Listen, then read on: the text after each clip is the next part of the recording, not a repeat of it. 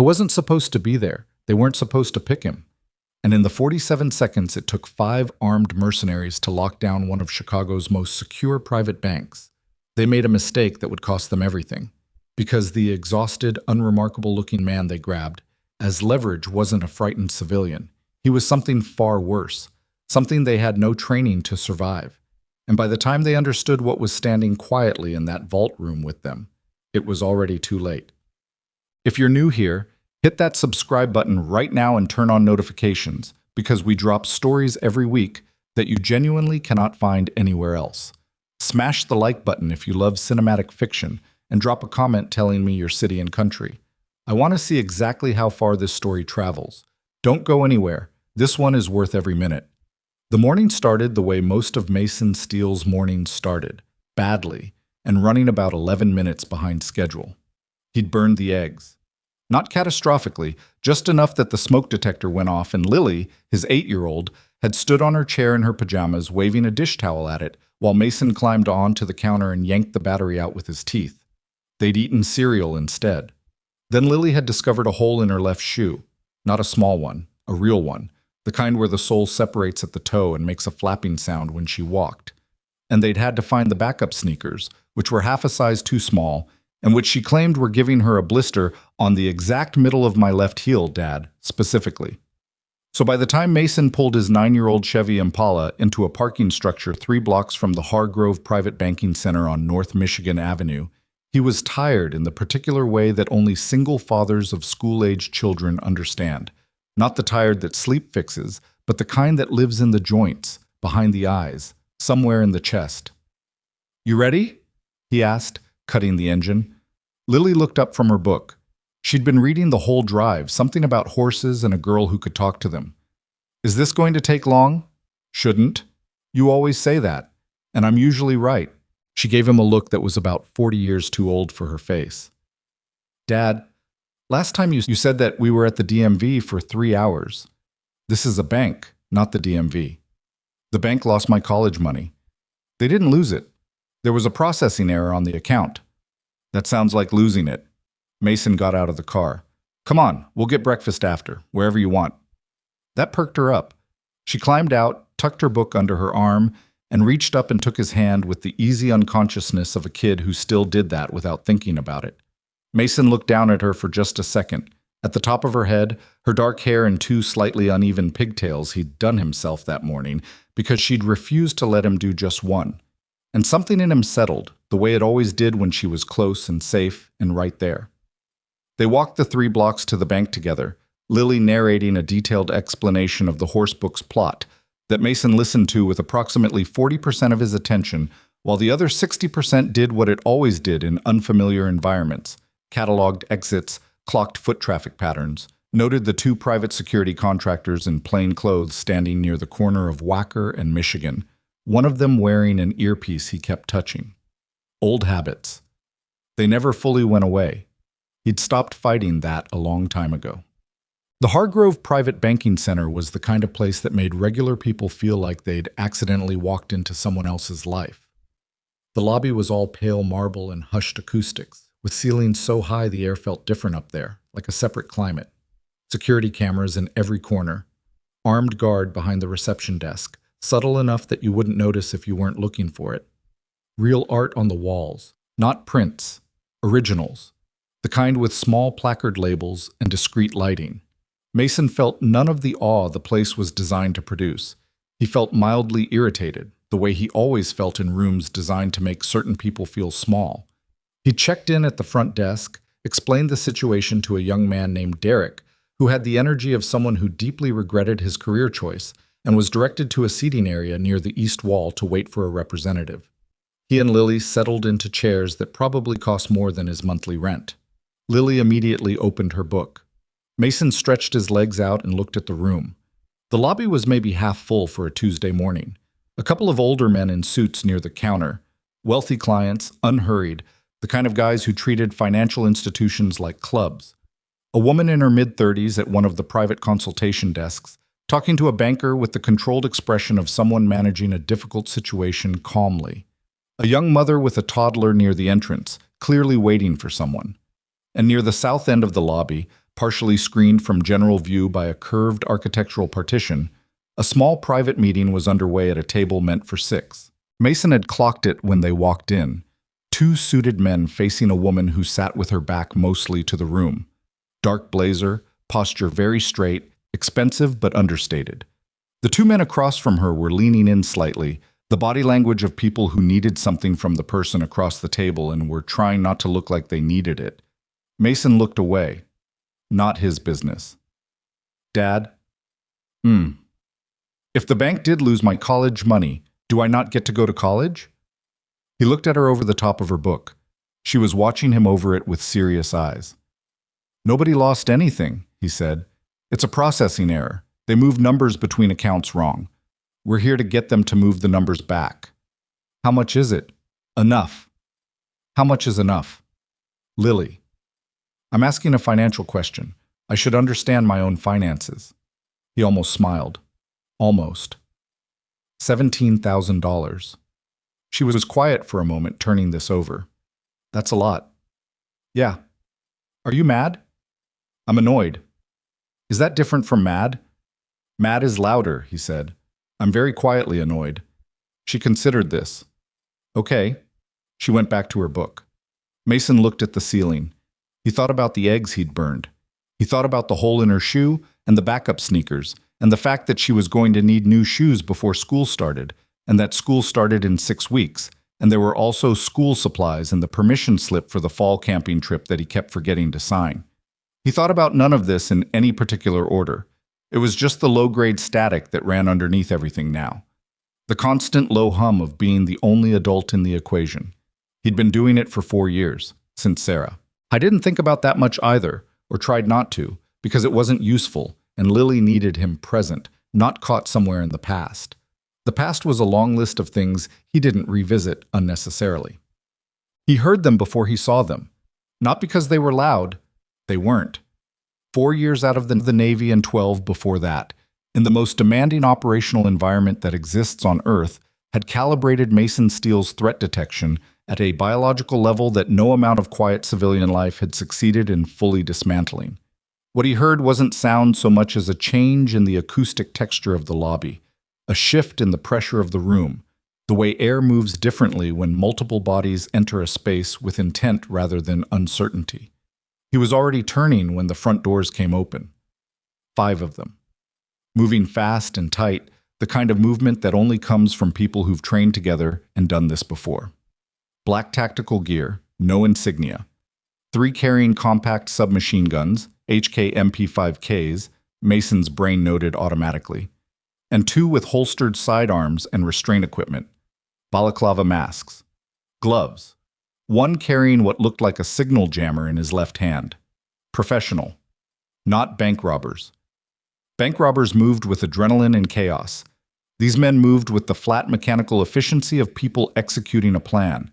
The first 2 seconds happened in near total silence. Then one of them fired a short burst into the ceiling. 3 rounds, loud as the world ending in that marble space, and the lobby exploded into screaming. Nobody moves! Weapons down! Security, weapons down now, or the next burst goes into the floor with people on it. Mason's hand had already found Lily's arm. He pulled her in, close and low, tucking her between his body and the wall behind the chairs. She made a small sound. Not quite a scream, just a sharp intake. And he felt her fingers dig into his forearm. Hey, he said, low, right in her ear. Look at me. She looked at him. Her eyes were enormous. You're going to be okay, he said. But you're going to do exactly what I say, exactly when I say it. Can you do that? She nodded, fast, tight little nod. Good girl. Right now we sit still and we don't draw attention. The armed guard behind the reception desk had his hands up, weapon on the floor. Smart. The young man named Derek was pressed against the wall, shaking visibly. The mother with the toddler had covered her child and gone completely still on the floor near the entrance. Mason watched. Not with panic, not even with the elevated heart rate that most people would have experienced. His pulse had actually slowed. That old, familiar physiological downshift that happened when his nervous system recognized a situation as serious rather than ambiguous. It was almost Pavlovian at this point. The greater the real danger, the calmer the body. He cataloged in real time. 5 hostiles. The one who'd fired, leader, doing the talking, positioned to see the whole room. 2 others establishing perimeter coverage at the exits. The remaining 2 moving through the lobby now, zip-tying hands, moving fast. Professional restraint technique, wrists in front, not behind, which meant they wanted mobility preserved. These weren't people planning to execute anyone immediately. They were securing a space for a specific operation. What operation? His eyes went to the south end of the lobby, to the private meeting area behind the partition. One of the mercenaries, the word had formed in his head without drama, just a classification, the correct one, was moving directly toward it. Not randomly. Not covering that section as part of a perimeter sweep. Moving toward it with the specific, pre-informed purpose of someone who knew exactly who was sitting at that table. Mason watched him reach the partition, round it, and reappear 30 seconds later with his hand on the arm of the woman in the dark blazer. She was walking with the rigid, controlled composure of someone who was terrified and refusing to show it. Early 30s, maybe. Dark hair pulled back. A face that most people would read as cold, but that Mason read as simply controlled. Features that had learned early to give nothing away. She caught his eye across the lobby for exactly half a second. Just an instant of contact, the automatic visual orientation that people do in crisis. Then one of the mercenaries barked at everyone to look down and she looked away. But in that half second, Mason had seen it. She was the target. Everything else in this room was set dressing.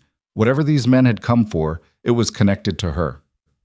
"This is real easy," the leader called out, his voice carrying across the now silent lobby with practiced authority. "We're here for one thing. We get what we need, we leave, and everybody goes home to their families tonight. Act stupid, and this gets complicated fast." He scanned the room. His eyes moved across Mason without stopping. Of course they did. Mason was sitting with his knees pulled slightly up, shoulders rounded, jaw set just loose enough. Baseball cap, 2-day stubble, a jacket that had seen better years. He looked like what the situation needed him to look like. A scared, ordinary man holding on to his kid, which was what he was. Mostly. The operative word being mostly. One of the mercenaries was moving through the hostages now, taking phones, checking for concealed weapons with efficient, practiced hands. He reached Mason, gestured curtly for the phone, checked Mason's jacket with 2 quick pats that would have found a weapon if Mason had been carrying one. He wasn't, because he hadn't carried in 4 years, because he'd made himself a promise when Lily was 4 years old that he was going to figure out how to be just a person, and moved on. Mason let out a slow, controlled breath. Lily had her face pressed against his shoulder. He could feel her shaking slightly, just a fine tremor. "Still okay?" he murmured, barely a sound. A small nod against his shoulder. The leader was talking to the target woman now, quietly, close, the kind of conversation designed not to carry. Whatever he said, she responded with 3 short words that Mason couldn't hear. The leader's posture shifted, just slightly. A small escalation.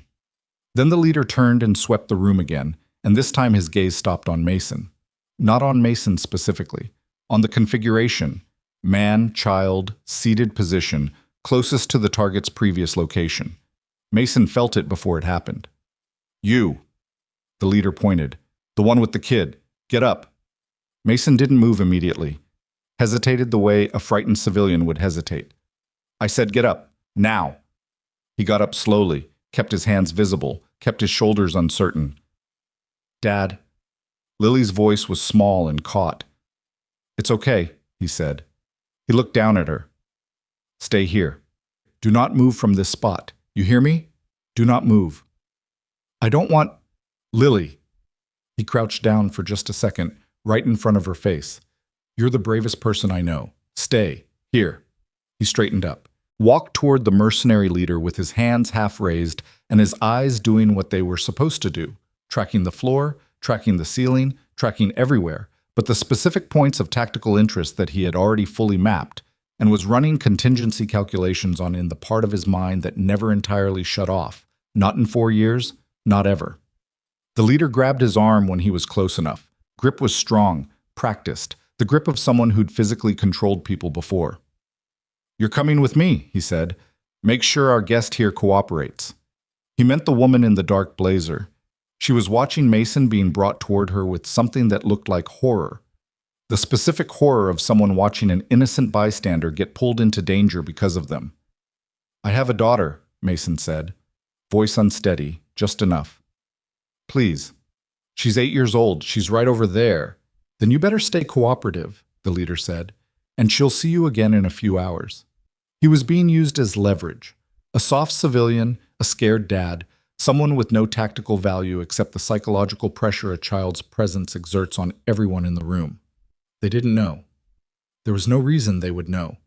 Mason had been out of the world long enough that his name had faded from any database anyone would check before a job like this.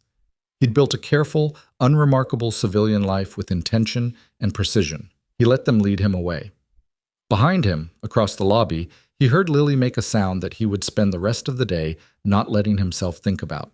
Because if he thought about it, the part of him he'd spent 4 years trying to put to sleep would wake up angry. And it was going to wake up angry enough very, very soon. Through a service corridor, past 2 mercenaries who glanced at him and dismissed him, into an elevator that took them 1 floor down. The leader handed him off to a guard. Thick-shouldered, bored-looking MP5 slung across his chest, outside a reinforced door that Mason recognized as a private vault anteroom. "In there," the leader said. "You sit quiet, you don't cause problems, everybody's fine." Mason went inside. The door clicked shut. The guard positioned himself near the door, weapon on its sling, arms crossed. He wasn't worried. He was guarding a tired-looking dad in a worn jacket who was clearly frightened and alone.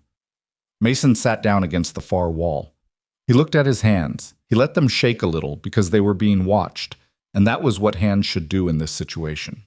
And then, very quietly, very carefully, he started to think. The room was approximately 12 by 15 feet. Single entrance. Ventilation panel on the north wall, too small for egress but useful for sound conduction. Guard was approximately 6 feet 220, right-handed based on dominant sling configuration. His body armor was plate carrier style, good chest and back coverage, gaps at the lateral sides under the arms, and critically, no throat protection. Mason had counted 8 seconds from the vault anteroom entrance to the elevator, 18 seconds from the elevator to the lobby. He had no weapon. He had no comms. He had a 12-year institutional memory of turning nothing into enough. He looked at the guard again. The man shifted his weight, glanced at his watch, exhaled with the low-grade impatience of someone on detail who found it boring. Mason thought about Lily sitting alone in that lobby. Her book. Her horse story. The hole in her shoe. He thought about what he'd promised her. He thought about what he was going to have to do. His hands stopped shaking. The guard's name, Mason would later learn, was Trent. He found this out because the man muttered it into his radio about 4 minutes after the door closed. Something about a check-in protocol, his voice low and professional. Trent, Sector 2, package secure. And that single piece of information told Mason several useful things simultaneously. It told him the team was running scheduled check-ins, which meant there was a command structure and a timeline. It told him the radio was a short-range unit clipped to the left shoulder strap of the plate carrier, which was the man's non-dominant side. And it told him that Trent considered this assignment routine enough to sound bored while reporting in, which meant he didn't perceive the man sitting against the far wall as a threat worth staying sharp for. Mason had been giving him every reason to feel that way. For the first several minutes, he'd sat with his knees pulled up and his arms around them, head slightly down, doing the things a frightened civilian does in a hostage situation.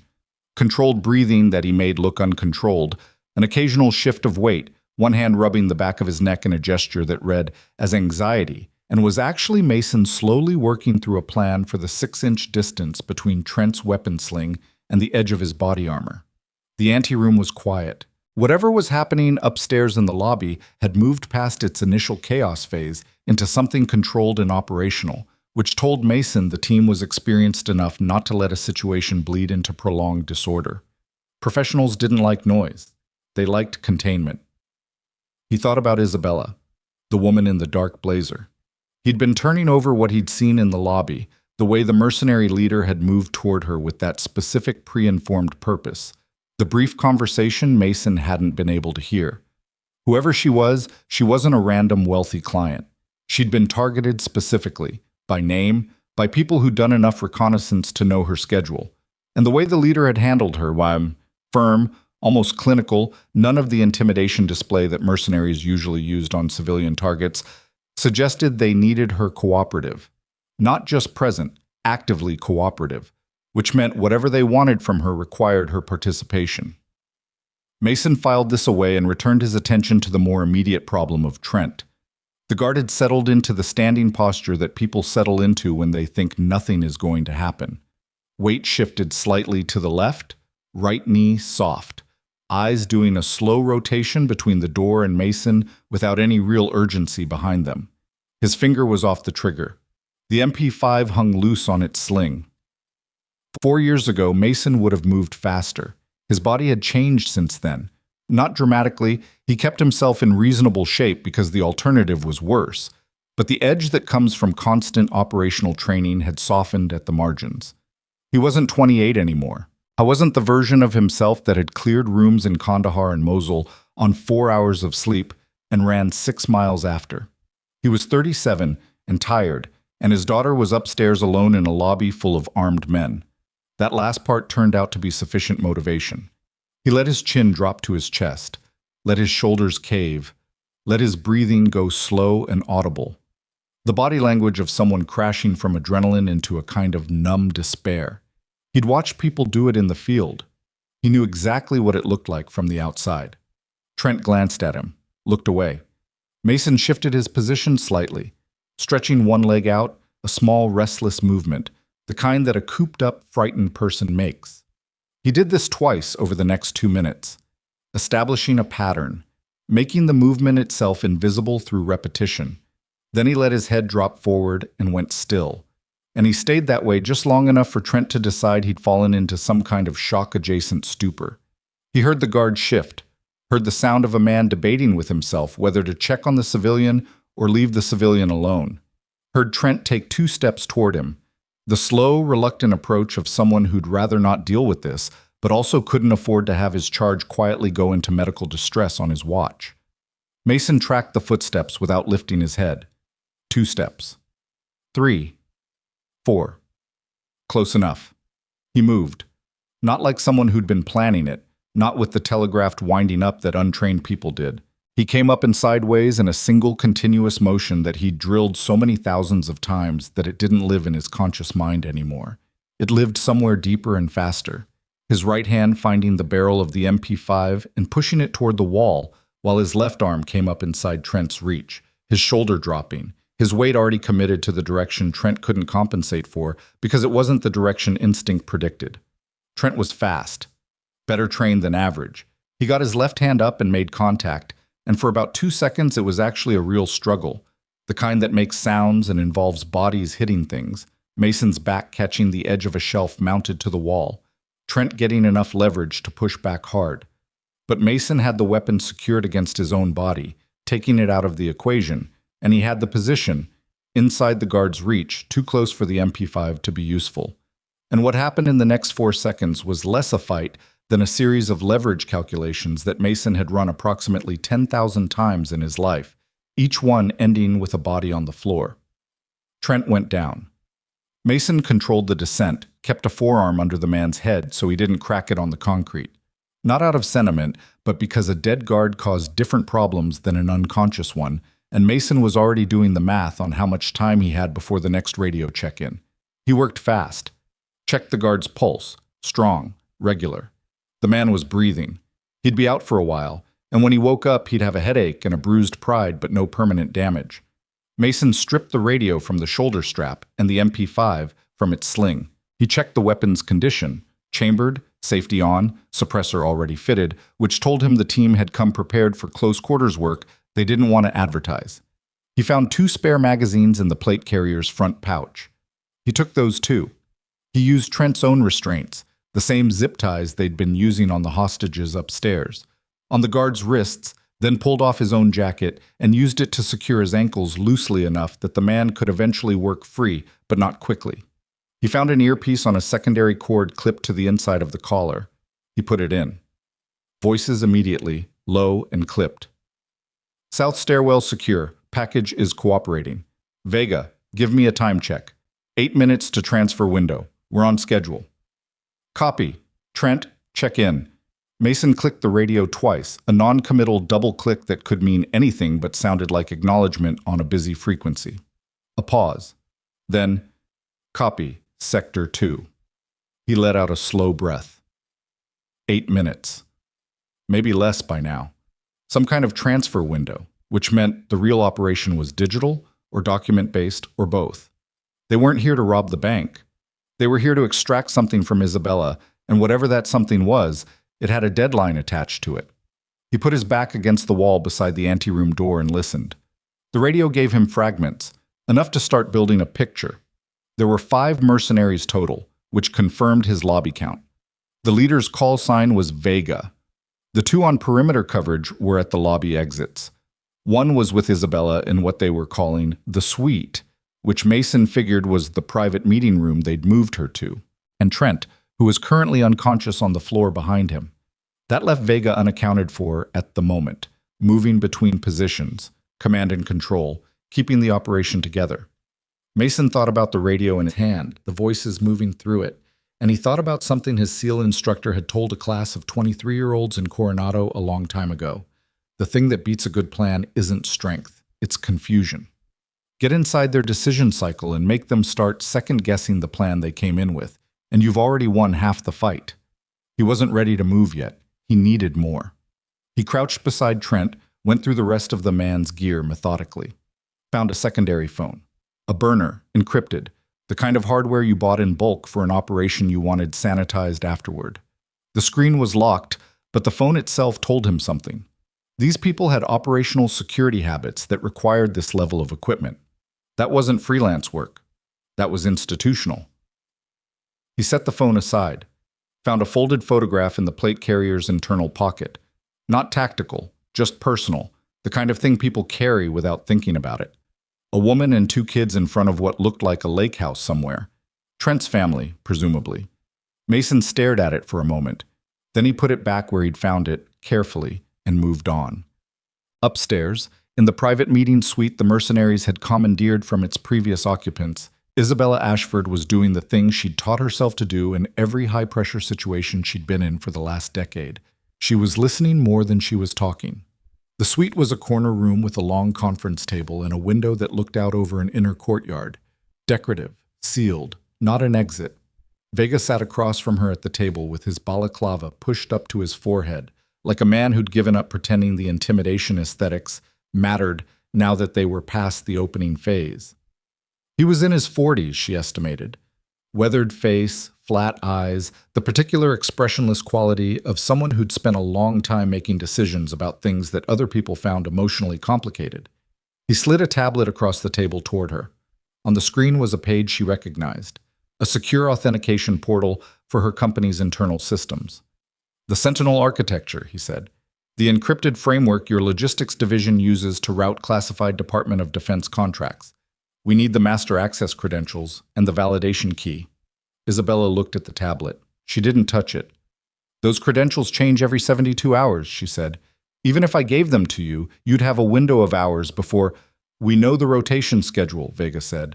We know exactly how long we have. She'd expected that. She kept her face neutral and said, You understand what that system routes.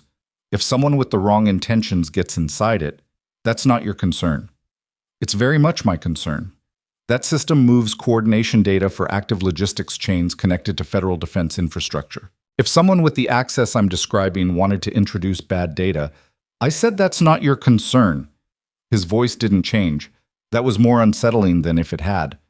What should be your concern is the man downstairs, your civilian, the one with the daughter. Isabella felt something tighten in her chest and made sure it didn't reach her face. She'd been thinking about him since they'd pulled him away. That exhausted, ordinary-looking man who'd caught her eye for half a second in the lobby. Not with fear, she'd realized afterward. With something else. Something focused and assessing that hadn't matched his body language at all. She told herself that was her mind finding patterns where there weren't any, the way frightened people constructed narratives to feel like they understood what was happening to them. He's got nothing to do with this, she said. He does now. And what happens to him is connected directly to how cooperative you decide to be in the next 6 minutes. Vega leaned back in his chair with the relaxed authority of someone who believed he'd already won. This doesn't need to be complicated, Miss Ashford. You give us what we need, we verify it works, and everyone walks out of here. You're mercenaries, she said flatly, not ideologues. So whoever hired you has money and a specific goal, which means they have a reason to want this done quietly. Executing hostages is not quiet. Nobody said anything about executing anyone. You implied it. I implied leverage, he said. That's different. She looked at the tablet again. She thought about the man downstairs. She thought about the 8-year-old girl sitting alone in the lobby. She thought about her Sentinel system and what it connected to and what someone with the wrong access could do with it. Not theft, not ransom, something worse. Rerouting. Misinformation at a logistical level. The kind of quiet sabotage that didn't make news immediately but unraveled things slowly, the way rot works. She thought about the fact that she had absolutely no way of knowing if giving Vega what he wanted would actually protect anyone, or whether it would simply mean that a scared father downstairs died with slightly more time between now and when it happened. I need time to think, she said. You have 4 minutes. That's not enough time. 4 minutes, he repeated. Then I get on the radio. He stood up, walked to the window, and stood with his hands clasped behind his back, looking at the sealed courtyard below. The posture of a man who was perfectly comfortable with silence and with waiting, because in his experience, 4 minutes was always enough time for a person to decide they valued human life more than principle. Isabella put her hands flat on the table and stared at the tablet and tried to think clearly. She kept coming back to the man's eyes. That half second. The thing she'd seen there. She told herself it didn't mean anything. She told herself she was projecting. Downstairs, Mason had the door open a crack and was listening to the building breathe. The corridor outside the anteroom was empty. He'd confirmed that through 2 careful looks over the previous 90 seconds. The mercenary stationed in the East Service corridor had moved, based on the radio traffic, to reinforce the lobby perimeter after one of the hostages, an older man apparently, one of the suited clients, had gotten difficult. That shift left a gap in the coverage pattern that wouldn't stay open long. He went over what he knew. 2 men on lobby perimeter. 1 man with Vega, the 5th mercenary, who was likely outside the suite door acting as secondary coverage. Vega inside the suite with Isabella. And the transfer window, which he now understood to mean the authentication window on whatever system they were trying to access. He needed to get upstairs. He needed to find where they were holding the hostages and confirm Lily was secure. And he needed to do both of those things without triggering a response that put a gun to Isabella's head before he was in a position to do anything about it. He thought about the radio in his hand. He thought about what his instructor had said about confusion. He pressed the transmit button and pitched his voice down, clipped it short. The cadence of someone reporting in from a position they'd rather not be at. Vega, Trent needs a replacement. I think the civilian is having some kind of medical episode. Might be cardiac. A pause. Then Vega's voice, sharper. Say again? The civilian downstairs, he's not looking good. Someone needs to check it out or we've got a problem. Another pause, longer this time. Mason could hear the calculation happening. The cost of diverting someone versus the cost of a hostage dying on your hands before the operation concluded. Kowalski. A different voice, the man named Kowalski, apparently one of the lobby perimeter guards. Take a look at Sector 2. Copy. Mason pulled back from the door and positioned himself against the wall to the left of the frame. He controlled his breathing. He listened to the corridor. Footsteps. Coming from the direction of the elevator. He waited. The door opened inward. The mercenary, Kowalski, apparently, came through with his weapon up, but his eyes going immediately to the floor where a hostage should have been, which was the wrong direction, and by the time his brain had processed that the floor was empty except for Trent, Mason had already moved. It was faster this time, cleaner. Kowalski was good. He turned, got his weight set. But Mason had the angle and the surprise and 4 years of accumulated frustration that he didn't examine too closely. And it was over in about 6 seconds, the mercenary going down hard enough that Mason genuinely didn't need to worry about him moving again for a while. He checked the man's pulse. Still breathing. Good enough. 2 down, 3 left, plus Vega. He took Kowalski's radio too. Now he had 2, and clipped one to his belt and kept the other in hand. He took the man's sidearm as well, a Glock 19, and checked the chamber out of habit. Full. He moved into the corridor. The building was marble and steel and concrete, which was good for him because it conducted sound in predictable ways, and he'd spent the last 10 minutes learning those patterns. He moved toward the elevator and bypassed it, found the stairwell door, eased it open. 4 flights up to the lobby level. He took them slow, heel to toe, weight distributed, the MP5 held close to his body where it wouldn't swing and catch on anything. The stairwell was clear. He emerged into the service corridor adjacent to the main lobby. Through the wall, muffled, he could hear voices.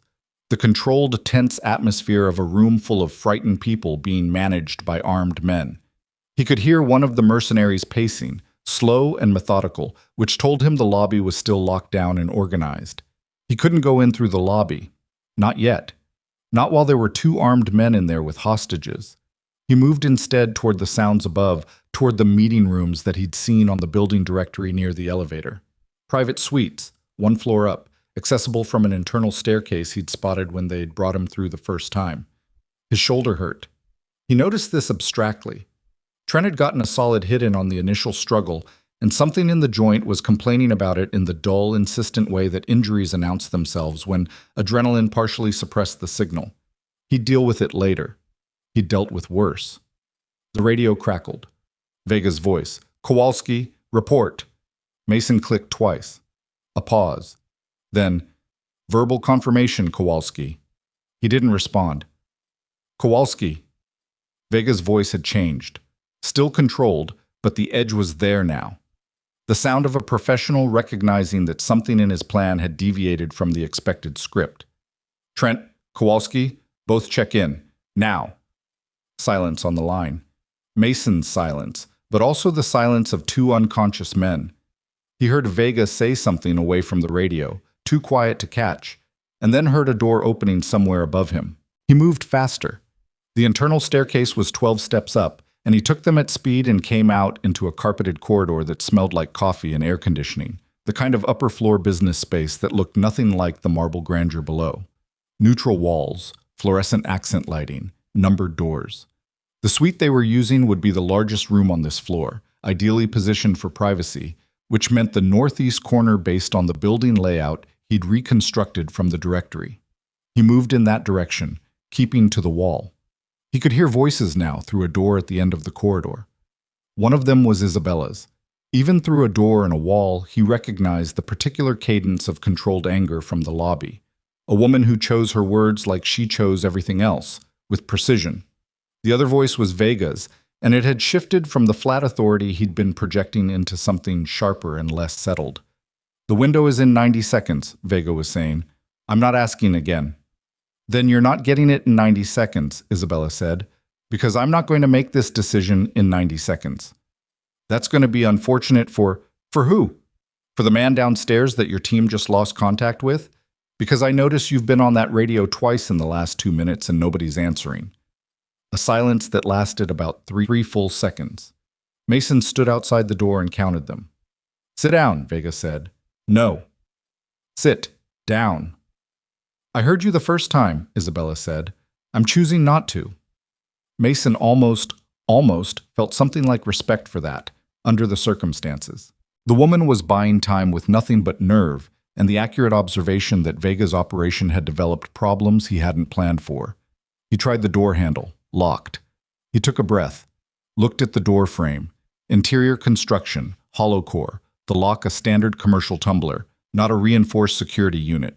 He had maybe 4 seconds before whatever was happening inside moved past negotiation into something that needed to be interrupted.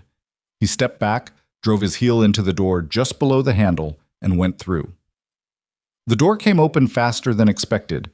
It swung hard and caught the mercenary standing just inside it, the 5th man who'd been on secondary cover outside and apparently stepped in, and the impact sent the man sideways into the wall with a sound that was more startling than damaging, but bought Mason the half-second of disorientation he needed. Vega spun from across the table. He was fast, faster than the others, a professional speed, and he had his sidearm up in under a second. Mason had the MP5 up already. They looked at each other across approximately 15 feet of conference table. Isabella was pressed against the far wall, the tablet forgotten on the table between them. She was staring at Mason with an expression that had gone well past whatever she'd been managing before, landing somewhere closer to raw shock. "You," she said. It came out almost involuntary. Just the single word, full of every assumption she'd made about the tired-looking man in the lobby, getting comprehensively dismantled in real time. The fifth mercenary was pulling himself together against the wall to Mason's left. Mason tracked him in his peripheral vision without moving the MP5 off Vega. "Don't," Mason said to him, "just the word, flat and certain." The man froze. Vega hadn't moved. He was reading the situation, the body language, the weapon handling, the fact that Mason had come up through a locked building past at least two of his men and was standing here without a scratch on him that hadn't already been there. Mason watched the man's eyes doing the math and not coming out where he'd expected. "Who are you?" Vega asked. It was a genuine question, the professional deference underneath it. The adjustment in the voice that happened when someone recalibrated threat assessment was almost automatic. "Doesn't matter," Mason said. "What matters is the two men downstairs aren't answering your radio, you're running out of window, and your exit gets more complicated by about a factor of 10 every minute you spend standing here. You're not law enforcement." "No." "Military?" Mason didn't answer that. Vega was still thinking. Mason could see it, the rapid recalculation, the professional assessment of a situation that had shifted from controlled to uncertain in a way that had implications for the back end of the operation. These weren't ideologues. Ideologues held positions. Mercenaries held positions only as long as the math worked. "Stand down," Mason said, "and this ends without anyone else getting hurt. Keep going, and it doesn't." Vega looked at him for another 3 full seconds. Then he looked at the fifth mercenary, still against the wall, and something passed between them.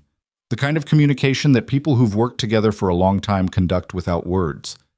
The mercenary's hand moved toward his weapon. Mason was already moving when it did. The next several seconds were loud and close and ugly in the way that real violence always was. Not clean, not choreographed, full of furniture and impact, and the kind of small miscalculations that happened when two trained people made opposing decisions simultaneously at speed. The fifth mercenary got his weapon halfway up before Mason reached him, and there was a moment where the outcome was genuinely uncertain, the kind of moment Mason had been in before and had never been entirely comfortable with, no matter how many times he came out the other side of it. He came out the other side of it. The fifth mercenary went down. Mason came up from the struggle with a bruised forearm and a split in his lower lip that was bleeding in a distracting way, and turned to find Vega across the room with his weapon raised. Isabella had moved. Without Mason noticing, without any announcement, she had picked up the conference chair nearest to her and thrown it.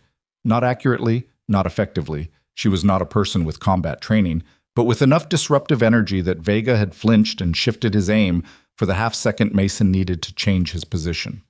It wasn't elegant. It wasn't the action of someone with any tactical training at all.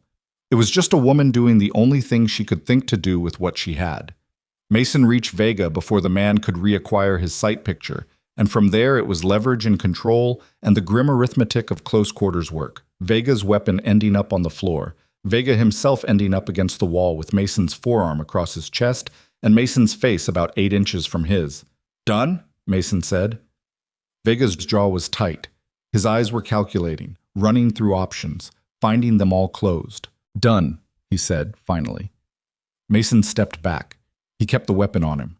His lip was bleeding, and his shoulder was complaining, and his forearm felt like it had been hit with a pipe, which was because it had. He looked at Isabella.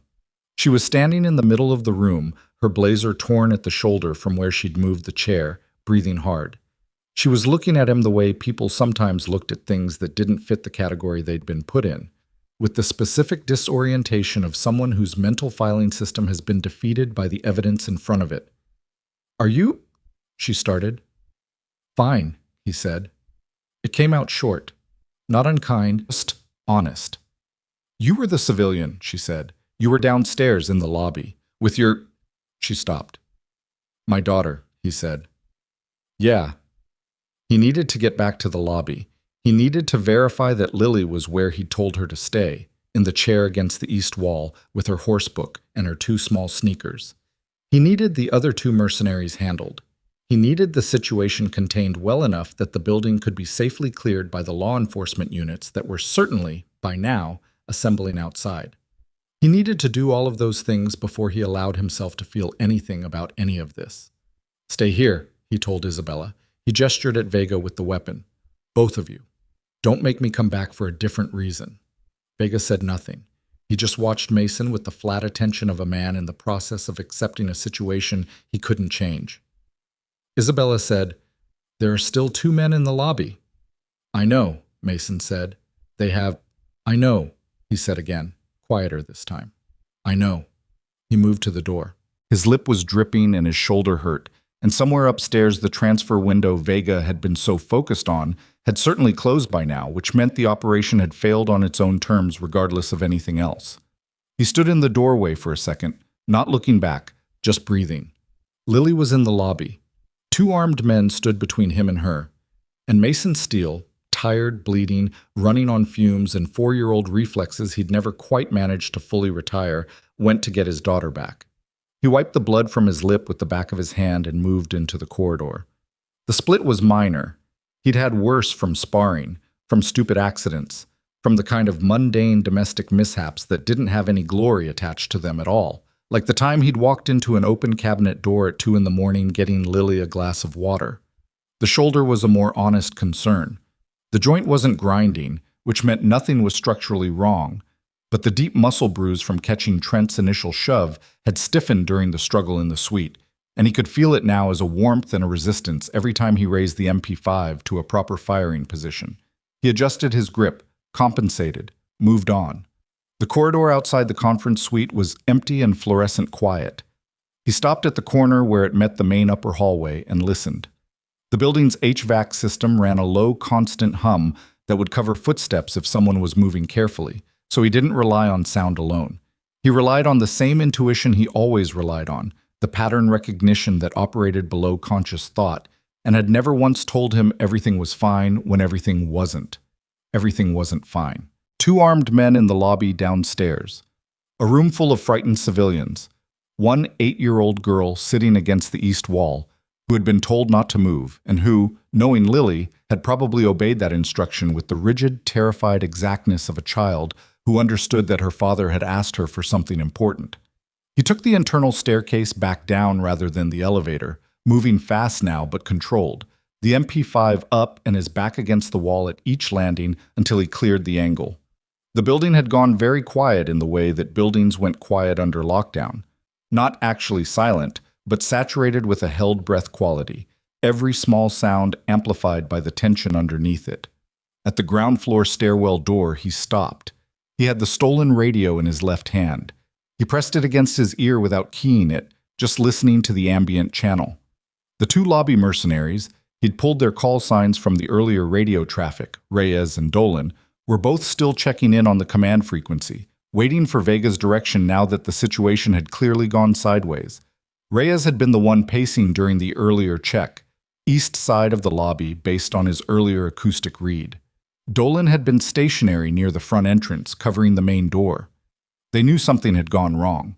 Both Trent and Kowalski had gone dark, and the 2 unanswered calls Vega had put out had established that much without any ambiguity. What they didn't know was the shape of what had gone wrong, whether it was equipment failure, whether Vega had made an operational decision that hadn't been communicated downward, or whether someone had been actively working against them. That uncertainty was Mason's most valuable asset right now, and he was going to spend it carefully. He keyed the radio, used Vega's cadence, not a perfect imitation, but close enough for a compressed radio signal. "Reyes, Dolan, change in protocol. I need eyes on all hostages. Count and confirm." A beat. Then Reyes, "Copy. Counting now." That would move Reyes from his position on the east side, taking him toward the center of the lobby to make the visual sweep. It would also occupy both men's attention with a task rather than with the door to the service corridor, which was where Mason was going to come from. He had approximately 30 seconds.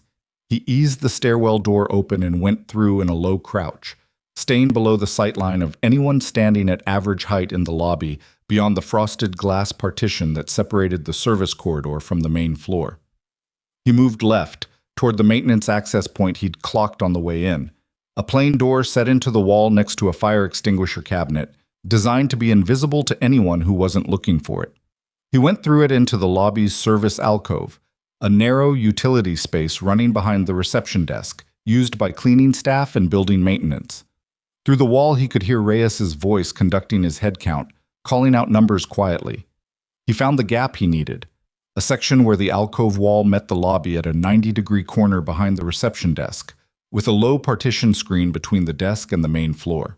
It gave him a view of maybe 40% of the lobby without exposing him to line of sight from either entrance position. He looked through. Hostages on the floor, most of them. 12, maybe 14 people, he counted fast.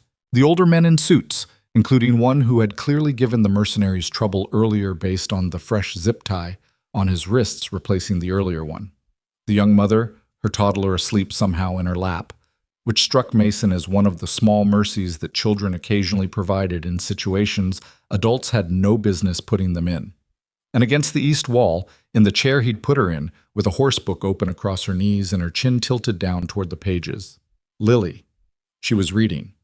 Or she was pretending to read, which was actually more likely, because when Lily was genuinely absorbed in a book, her feet swung slightly and her lips moved a little, and right now she was completely, artificially still, in the way that only a child holding herself together through sheer force of will managed to be still.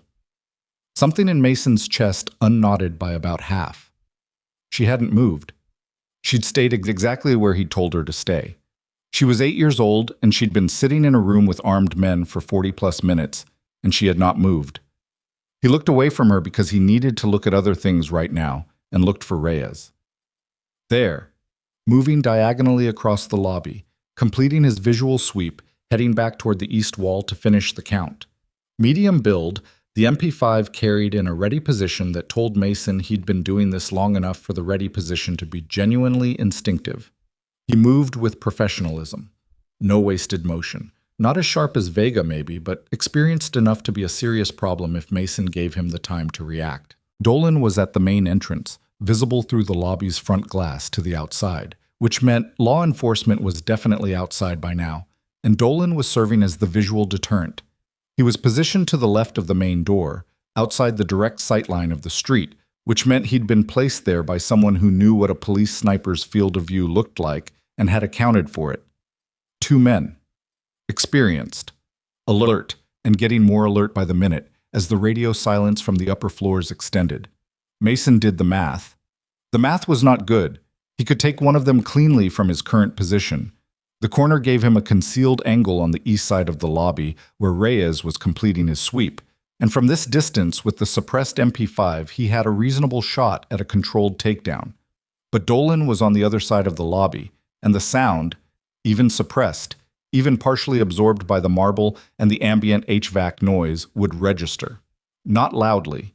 But in a room this tense, any sound that was wrong would get a response, and Dolan's response would be to cover the hostages. He needed them separated further, or he needed a distraction big enough to split their attention in 2 directions simultaneously. He looked at the radio in his hand. He keyed it again. Vega's cadence, rougher this time, an edge of urgency worked in. Reyes, I need you in the service corridor, immediately, door behind reception. Reyes stopped his sweep, looked toward the reception area, toward the service door, then looked at Dolan across the lobby. Copy, Reyes said. Dolan, hold position. Holding, Dolan confirmed. Reyes moved toward the reception desk, toward Mason. Mason set the radio down, transitioned the MP5 to his left hand, and drew the Glock he'd taken from Kowalski. He controlled his breathing. He watched the gap in the partition. Reyes came through the service door fast and low, weapon up, the entry technique of someone expecting a threat on the other side, which meant he'd had enough doubt about the radio message to come in cautious. That was professional. That almost made it harder. Almost. The service alcove was narrow enough that Reyes's entry brought him within 4 feet of Mason's position in under 2 seconds, and the corner he was pressed against meant he was inside the man's immediate field of view before Reyes's eyes had finished adjusting from the lobby light to the dimmer alcove. Mason moved before the adjustment completed. He got the Glock up under Reyes's weapon arm. Not a clean technique, not by any standard, more of a controlled interference that took the muzzle offline, while Mason's shoulder drove into the man's body and used the narrow space in the wall to his advantage. Reyes was good. He didn't panic. He dropped the MP5 on its sling and went for Mason's weapon hand with a trained grab that was textbook in its execution. It was also something Mason had drilled against approximately 800 times. He let the grab happen, rotated with it rather than against it, and used the rotation to bring his elbow up into Reyes's jaw with enough force that the man's head snapped sideways and he lost about 2 seconds of coordinated function. 2 seconds was more than enough. Reyes went down quietly, not unconscious. He was going to be back in a minute or two, but he was going to be disoriented when he got there, and Mason secured him fast with his own restraints before transitioning back to the partition gap. Dolan had not moved. He was covering the lobby from the front entrance position, weapon up now, his posture tighter than before. He'd been listening to the silence from the service corridor and didn't like what it was telling him. "Reyes," he said. Not into the radio, just out loud, the way people spoke when they wanted someone in the next room to answer. Silence. "Reyes." Louder. A thread of something in it now. Mason found the radio, put it to his mouth. "He's fine. Fine. Give him a second." Dolan went completely still. "Who is this?" he said. Flat. Not a question, really. Just 2 words that meant he already knew the answer wasn't going to be one he wanted. "You're down 3, Mason said, keeping his voice even, conversational. "Trent Kowalski and Reyes, Vega's being held upstairs. The window closed 12 minutes ago. Whatever you were sent here to get, you're not getting it." A long silence. "What do you want?" Dolan said. "I want you to put the weapon on the floor," Mason said. "That's it. That's the whole conversation. You put the weapon down, hands up, you sit with the hostages, and you get through this." "And if I don't?" "Then this gets harder," Mason said, "for both of us." "I'd rather it didn't." Another silence. Mason watched Dolan through the partition gap, watched the man's body language go through something complicated. The calculus of a professional who understood that the situation had turned but whose training and probably pride were pushing against the simplest available exit. "I don't know who you are," Dolan said. "Doesn't matter who I am. It matters to me." "Then let's say I'm the father of the little girl in the east chair," Mason said, "and I would very much like this to be over." He watched Dolan's eyes move across the lobby to the east wall. To Lily, sitting in her chair with her book, motionless and small. Something in Dolan's posture changed. Subtle. The kind of shift that didn't mean anything obvious from the outside, but that Mason, who'd been reading body language in operational environments for 12 years, recognized as the moment a person's rational mind wins the argument with their instincts. Dolan lowered his weapon. Not all the way. Not weapon on the floor, but below the ready position, a gesture that in most contexts meant absolutely nothing, and in this context meant he'd made a decision. "Where do you want me?" he said. "Center of the room," Mason said. "Weapon on the floor, hands where I can see them. You sit with everyone else." A beat. Then Dolan walked to the center of the lobby, set the MP5 on the marble floor, and sat down cross-legged with his hands on his knees. He did it with a kind of resigned professionalism, the way someone sat through a bad quarterly review. Not happy about it, but committed to getting to the other side. Mason came out of the service alcove with the Glock up and moved to the weapon on the floor and kicked it further from Dolan before addressing the room. The hostages had been watching all of this with the controlled, wide-eyed attention of people who'd been terrified for a long time and were experiencing the gradual, uncertain dawn of something that might eventually be relief, but hadn't gotten there yet. The older man with the fresh zip tie was staring at Mason with an expression of pure bafflement. The young mother had her free hand over her mouth. Derek, the young man from the front desk, had somehow produced a potted plant from somewhere and was holding it in front of himself like a shield, which made absolutely no sense and wasn't worth addressing. "It's okay," Mason said. "To the room." Not loudly, not dramatically. Just the fact, delivered flatly. "It's going to be okay. I need everyone to stay seated and stay calm for a few more minutes. Don't approach the exits yet. There's law enforcement outside and we need to communicate before anyone moves." He was already looking across the lobby, already looking at the east wall.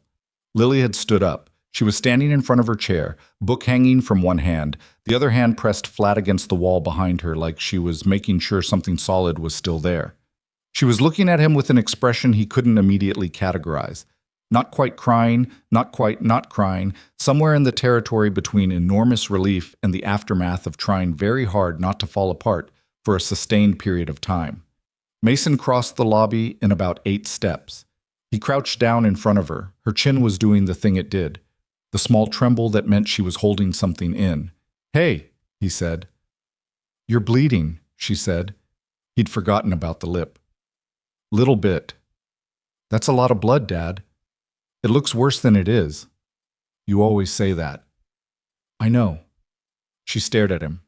Then she moved forward and put her arms around his neck, and he caught her and held on and felt her shake, finally, the way she hadn't let herself shake while he was gone. It wasn't crying. No sound to it, just the physical release of a body that had been holding too much tension for too long. He pressed his face against the top of her head and said nothing, because there was nothing to say that would improve on simply being there. After a moment, she pulled back and looked at him seriously. "Are there more of them?" "No." "You got all of them?" "Yeah." She considered this. "By yourself?" "Mostly." "How?" "I'll tell you later." "You always say that, and then later you say I'm too young." "You are too young." "I'm 8. "I know how old you are, Lily." She looked at him with that expression again, the one that was 40 years too old for her face. Then she said, very quietly, "I stayed in my chair." "I know," he said. "You did good." "It was really hard." "I know that too." He stood up, keeping one hand on her shoulder. He needed to signal the law enforcement outside, carefully, because in the current situation, any movement near the front entrance was going to attract a response he'd rather not have Lily standing next to. He looked for the building's landline, spotted one behind the reception desk, and moved toward it with Lily at his side. The older man in the suit, the one who'd apparently given the mercenaries trouble earlier, spoke up from the floor. "Are you a cop?" "No," Mason said without looking back. "FBI?" "No." A pause. Then, "What are you?" Mason reached the reception desk and picked up the landline. He looked at the older man over the counter. "I had an appointment," he said.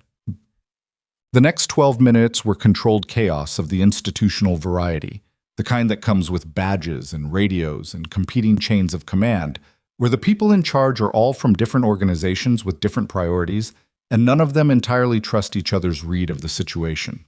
Chicago PD had the outer perimeter. FBI had a field team 2 blocks out that had been scrambled when the bank's silent alarm triggered. A SWAT unit was staged in the parking structure across the street and had been waiting for either a negotiated opening or an order to move.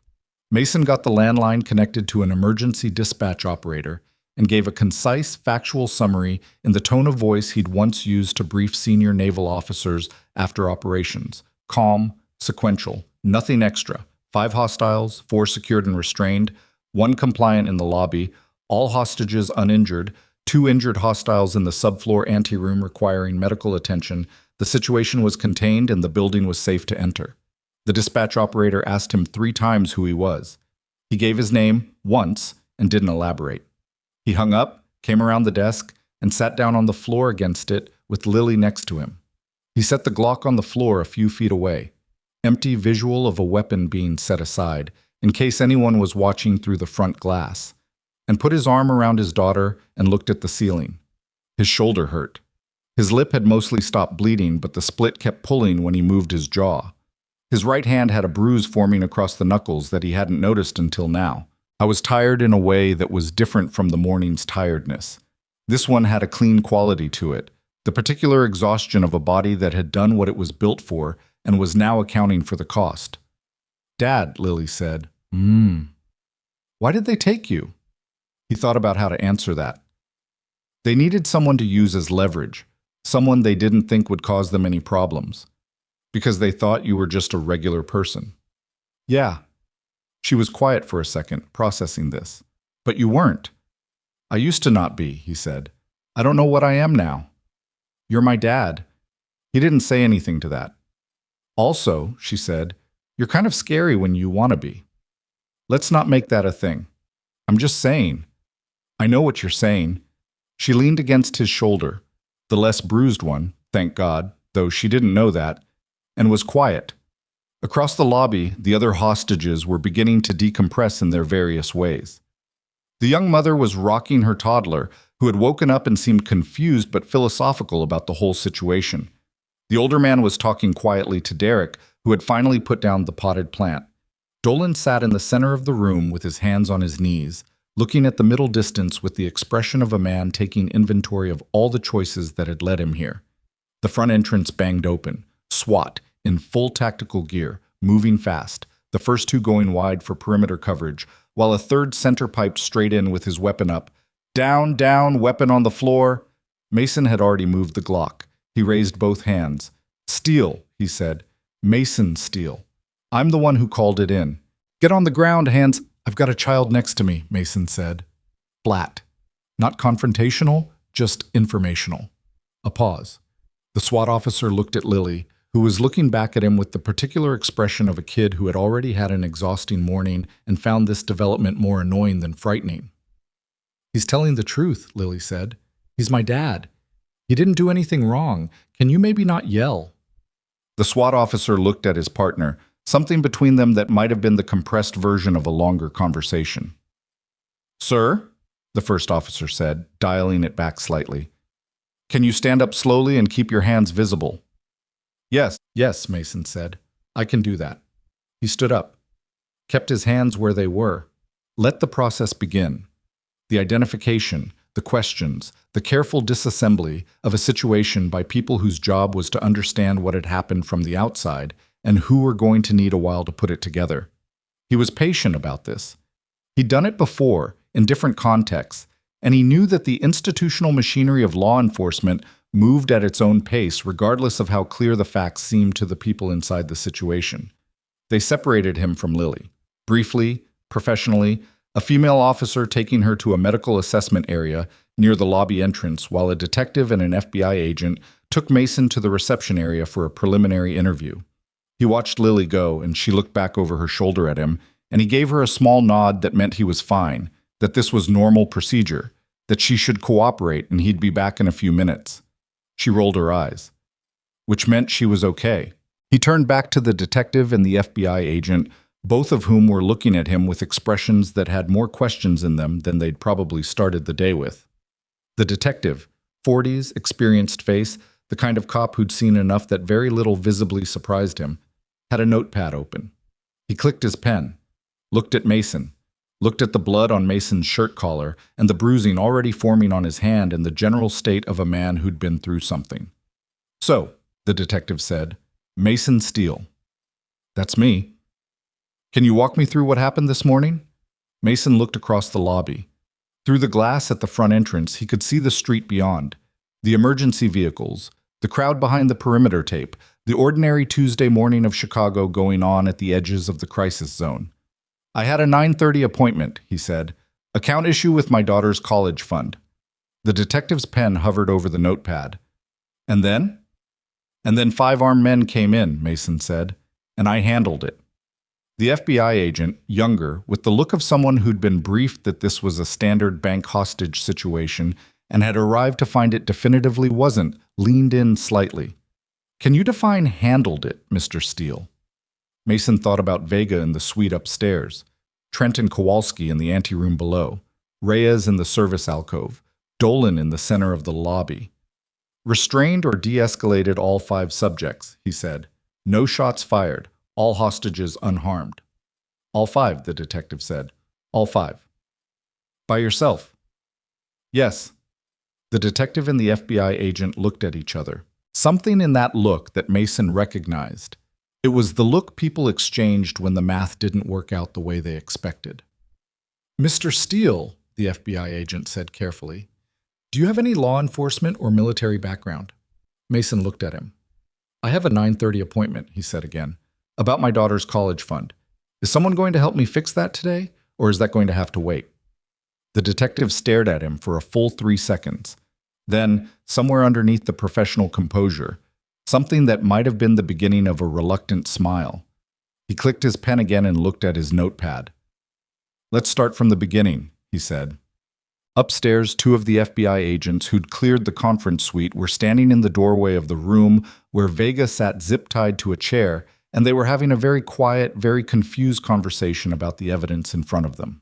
The fifth mercenary, the one who'd been on secondary coverage, was propped against the wall with a fractured wrist and a substantial headache. The chair that had apparently been thrown across the room at some point during the incident was on its side near the window. The tablet that had been the object of the entire operation was face down on the conference table, untouched. Vega wasn't talking. He sat with his wrists bound and his expression flat, and said nothing to any question, which was the behavior of a professional who understood that silence was the only thing still within his control. Isabella was in the corridor outside, talking to a fourth agent, giving a statement that was careful and thorough, and that carefully omitted certain details. Specifically, the identity and background of the man who'd come through the door and ended the situation. When the agent asked about him, she described a civilian who'd apparently managed to overpower the mercenaries, and she said it with a straight face and a tone of genuine bewilderment that was only partially performance. She was bewildered. She just wasn't entirely willing to share the shape of the bewilderment yet. She kept coming back to the moment he'd come through the door.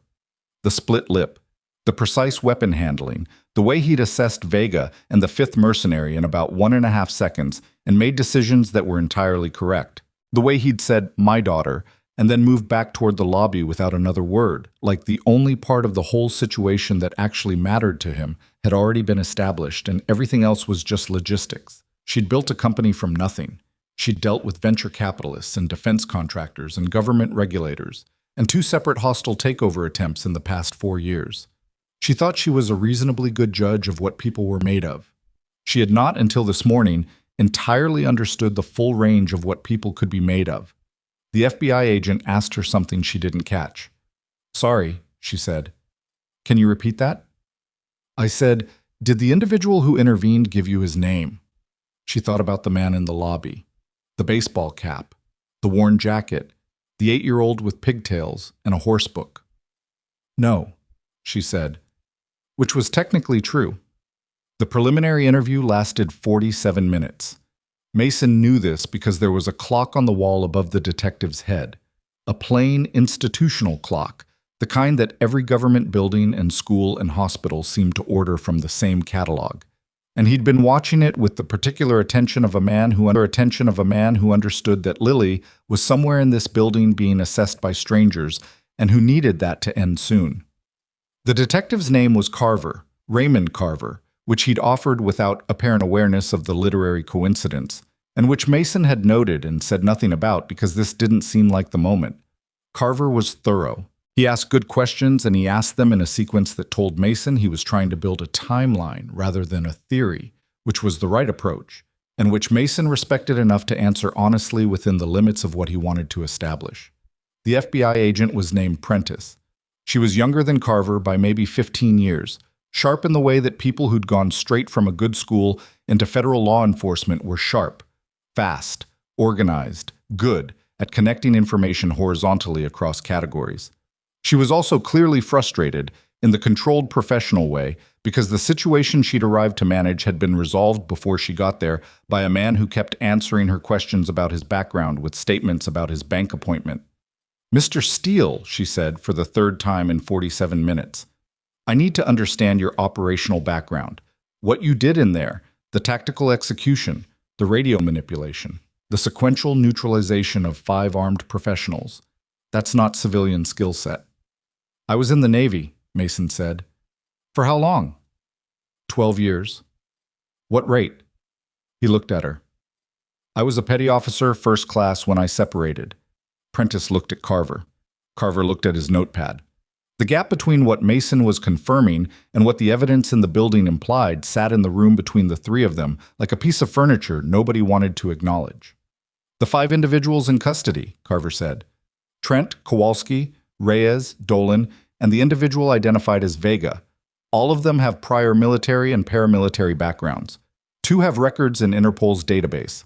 Vega's prints came back to a name that our counterterrorism division is going to want to discuss at length." He paused. "These were not amateurs." "No," Mason agreed. "They weren't." "And you handled all 5 of them, alone, with no weapon going into the situation." I had a weapon by the second one. Carver looked at him steadily. Right. A silence. Mason said, "Are we almost done here? I'd like to see my daughter." Prentice leaned forward slightly. "Mr. Steele, I want to be direct with you. What happened in this building this morning has counterterrorism implications. The target, the Ashford woman and her company's technology, connects to federal defense contracts. The people who sent this team are going to want to know why the operation failed.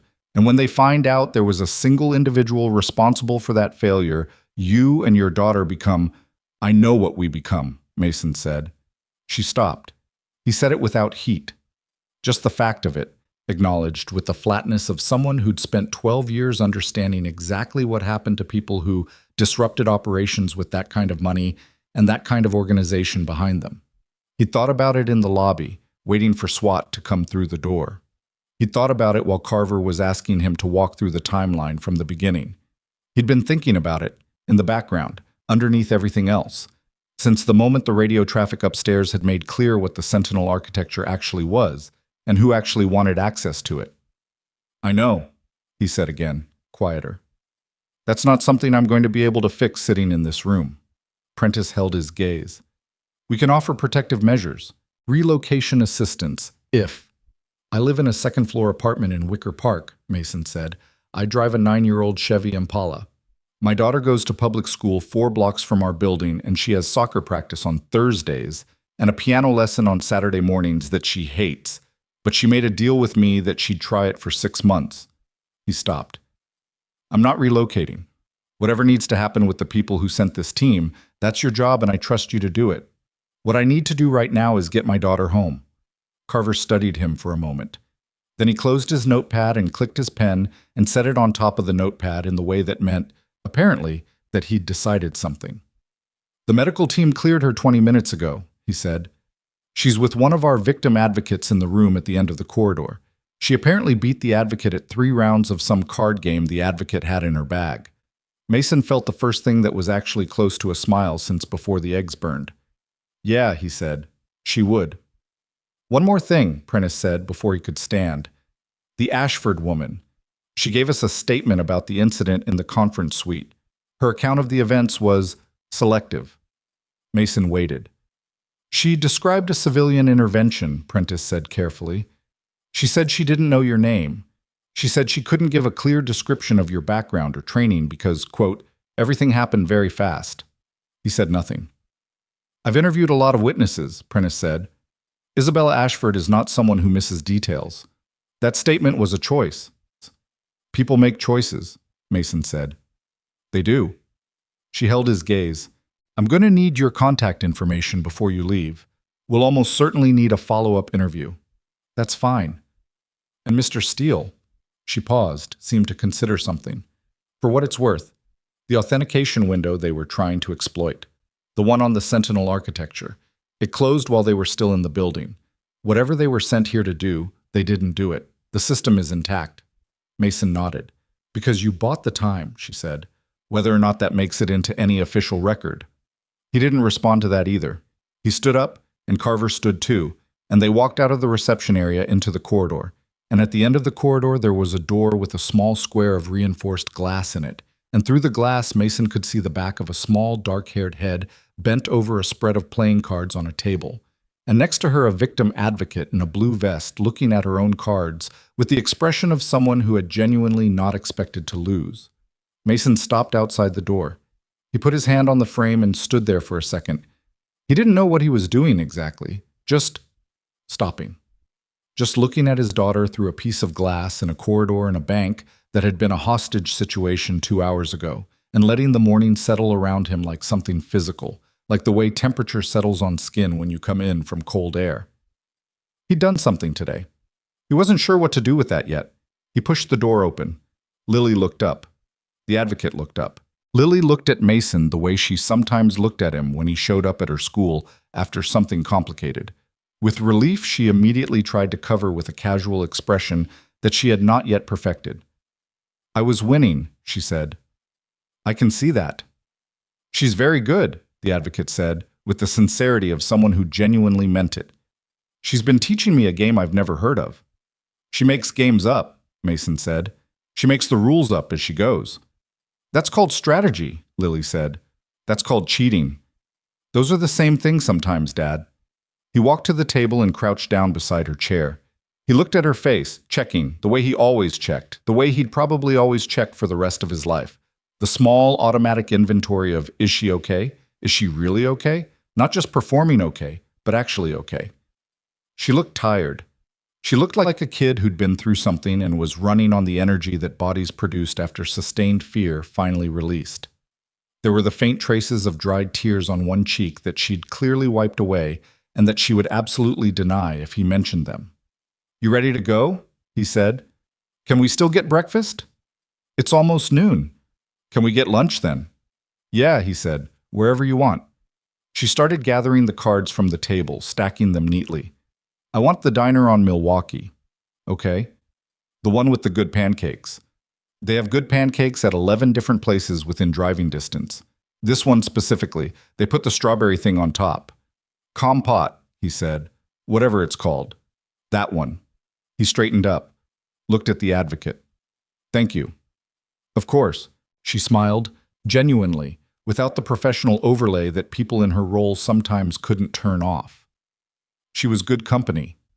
They walked out together, Lily tucking the borrowed card deck under her arm, because apparently the advocate had insisted she keep it, and moved down the corridor toward the lobby and toward the organized noise of the investigation and the EMTs and the law enforcement infrastructure that had descended on the Hargrove Private Banking Center and was not going to be finished with it for a long time yet.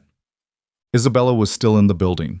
She'd finished her statement with Prentice 40 minutes ago and had been told, politely, firmly, that she should remain available while the initial processing continued. She'd been given a bottle of water and a chair in one of the side offices and had been trying, with limited success, to make phone calls to her legal team and her head of security, both of which were being filtered through an FBI communications protocol that kept interrupting the calls to remind her that all outgoing communication from the secured perimeter was being monitored.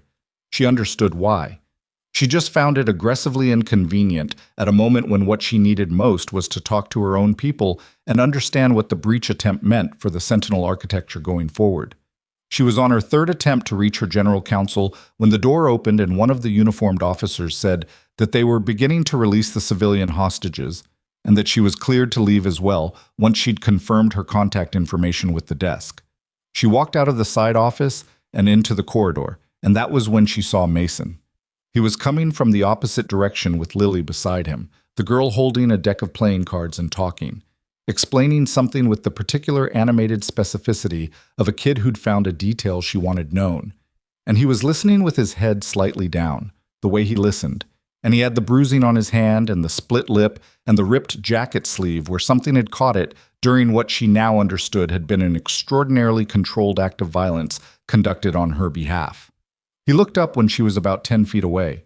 They both stopped. Lily looked at Isabella, then at Mason, then back at Isabella with the assessing expression of a child who was doing social arithmetic. Is that her? Lily said quietly to Mason. Not quietly enough. Lily, he said, I'm just asking. I know you're asking. Isabella closed the remaining distance. She stopped in front of him. She was aware of how she looked. Blazer torn at the shoulder, hair that had come half loose from its arrangement during the struggle in the conference suite, the particular dishevelment of someone who'd been through something and hadn't had a mirror since. She didn't care about any of that. She'd stopped caring about how she looked in high-pressure situations sometime around her second year of running a company, which had been a survival adaptation as much as a philosophical position. She looked at Mason for a moment without saying anything. Hi, she said finally. Hi, he said. A beat. Then Lily stuck her hand out toward Isabella with the directness of a child who'd decided to take control of a social situation that the adults were handling awkwardly. I'm Lily, Steele. Mason's my dad. Isabella looked down at her, and something, not professional composure, something warmer and less managed than that, shifted in her expression. She shook Lily's hand. Isabella Ashford, it's very nice to meet you. Are you the person my dad was helping? Lily, Mason started.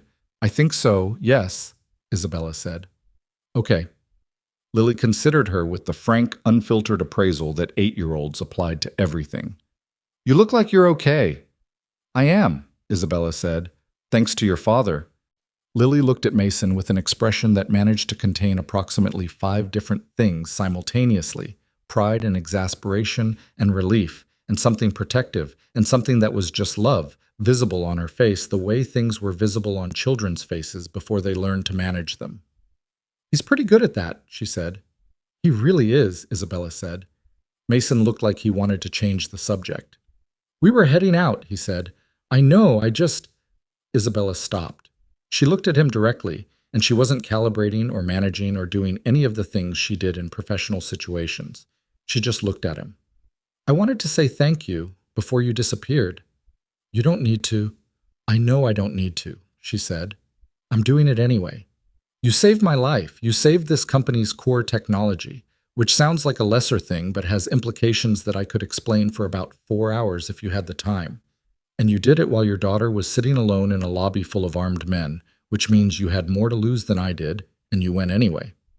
Mason was quiet. So, she said, thank you, that's all. I just needed to say it to your face. He looked at her for a moment. She couldn't entirely read what was behind it. Not discomfort, exactly. More like a man standing at the edge of something he'd spent a long time not looking at directly, deciding whether to look at it now. You threw the chair, he said. She blinked. What? In the suite. When Vega had his weapon on me, you threw the chair. That was... She stopped. I didn't know what else to do. It bought me the half-second I needed. She stared at him. I threw a piece of office furniture. You threw it at the right time, he said. In the right direction. That counts. She didn't know what to do with that exactly. She'd been praised by boards of directors and featured in financial publications, and been described in various industry profiles with adjectives she'd found simultaneously accurate and insufficient. Nobody had ever specifically complimented her on throwing furniture. I should have missed, she said. I have genuinely terrible aim. You didn't miss. I know. It surprised me. Something in his face that might have been the beginning of a smile. Not quite there yet, but the territory in front of it. First time for everything, he said. She found him again outside. Not by design, or not entirely by design. She'd been navigating the organized chaos of the street perimeter, dealing with her legal team who had finally gotten through and were speaking at her in the overlapping voices of people who'd been trying to reach her for 2 hours, when she spotted him at the edge of the police cordon talking to a uniformed officer who was apparently explaining why he couldn't retrieve his car from the parking structure for another 45 minutes to an hour. Lily was next to him with her playing cards, sitting on a low concrete planter and reading the horse book that she had apparently held on to through the entirety of the morning, which struck Isabella as a small, remarkable fact about the kind of child she was. Isabella ended her call, walked over. The uniformed officer moved on. Mason looked at her and then at the street, at the grid of emergency vehicles and the crowd behind the tape, and the ordinary Tuesday that had come back to life around the edges of the crisis zone. 45 minutes, he said. I heard. She's going to want those pancakes. Isabella looked at Lily on the planter. The girl was absorbed in her book, feet dangling, apparently having decided that the post-crisis street scene was less interesting than horses. There's a good diner on Milwaukee, Mason said. Yeah, I know the one. A beat. The street noise around them. Sirens at distance. The city going about its day. Mr. Steele, Isabella said, I want to offer you something. Not as a transaction, not as a settlement or a legal arrangement or anything with paperwork attached to it. She paused, choosing what came next. My company has resources that most people can't access. Security resources, specifically. Given what Prentice told me about the people behind this operation and what they're likely to do when they find out what happened, I want to make those resources available to you. He looked at her. You don't know what happened. I know enough. The FBI is handling the investigation.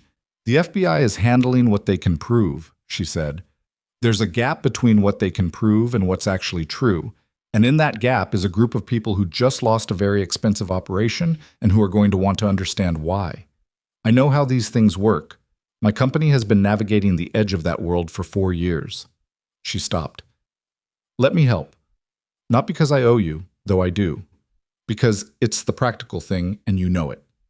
He was quiet for a long moment, long enough that she thought he was going to decline, politely, in the same flat way he'd been deflecting things all morning, the practiced brevity of someone who'd learned that the most effective way to end conversations was to give them nothing to hold on to.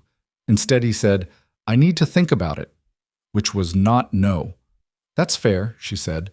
She took out her phone. "Can I give you a number?" "Direct line, not the company switchboard." He handed her his phone without the password complication. The screen had apparently never been locked, which struck her as either very trusting or very practical, and she put her contact in. She handed it back. He looked at the contact, then put the phone in his jacket pocket. "Your technology," he said. "The Sentinel architecture. What would they have done with it?"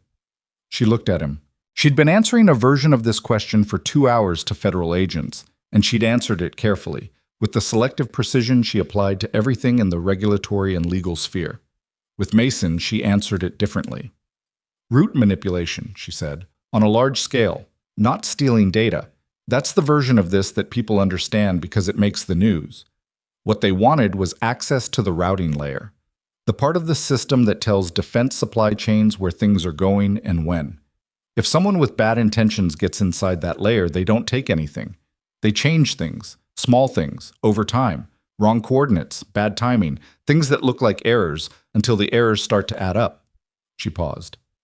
By the time anyone figured out what was happening, the damage would have been done to things you can't easily undamage. Mason looked at the street. His jaw was tight. "That's why you were stalling," he said. "Yes." "Even after Vega threatened the civilian downstairs?" "Yes." "You were willing to let me—" He stopped. "I thought you were a civilian," she said. "I thought you were a frightened man who'd been pulled into something that had nothing to do with him. I thought giving Vega what he wanted was the only way to make sure you got out of it." She held his gaze. "I was trying to protect you the only way I thought I could. I was wrong about what protection you needed." He looked at her for a long moment. "You made the right call," he said. "Not giving him the credentials. That was right." "It didn't feel right." "It rarely does," he said.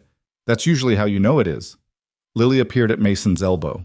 She'd put the book under her arm and was looking at Isabella with the direct, unguarded attention she'd been applying to everything this morning. "Are you coming to get pancakes?" she asked. Isabella blinked. No, I have to—" "Dad," Lily said, not looking away from Isabella. "Is she coming?" "Lily, Ms. Ashford has a lot of—" "She can come if she wants," Lily said, with the absolute social confidence of someone who had not yet learned that adults found the straightforward approach alarming. "We're going to the diner on Milwaukee. They have pancakes with strawberry compote." She said the last word with the precision of someone who'd just learned it and intended to use it correctly. Mason looked at Isabella with the expression of a man who had been outmaneuvered by an 8-year-old and was self-aware enough to recognize it. "You don't have to," he said. "I know," she said. She thought about her legal team waiting for her call, her head of security who had a dozen urgent questions, the debrief that Prentice had scheduled for tomorrow morning and the one her board was going to want by end of week, the entire apparatus of her company and her life, sitting in her phone and her calendar, waiting for her to step back into it. She thought about a conference room and a tablet, and a man coming through a locked door with a split lip and his weapon up, and the absolute unwavering certainty in his face that whatever happened next, his daughter was going home. "Okay," she said. Lily nodded, satisfied, and started toward the perimeter tape, where an officer was letting civilians through. Mason watched her go and then looked at Isabella with an expression that was complicated in several directions at once. "She does that," he said. "Makes decisions for other people. Invites people places. Assumes the best about them. Doesn't understand why anyone would say no to something reasonable." He paused. "She's been like that since she could talk. I don't know where she got it." Isabella looked at him. Maybe she got it from someone who decided that walking into a room full of armed men was the reasonable response to a hostage situation. He seemed to think about this. "That's different, is it?" He didn't answer. He watched Lily reach the perimeter tape and turn around and wave at him with the impatience of an 8-year-old who had decided where they were going and didn't understand what was taking so long. They walked out together through the perimeter and into the ordinary street. The emergency vehicles were still there, the crowd still pressing against the tape, Phones up. People doing the thing people did now in the presence of something that felt like news. A cluster of reporters had formed near one of the satellite trucks. A camera swung their way as they came through the tape, tracking the motion of people exiting the building. Mason angled slightly, a small automatic adjustment that put himself between Lily and the camera's sightline. Isabella noticed it.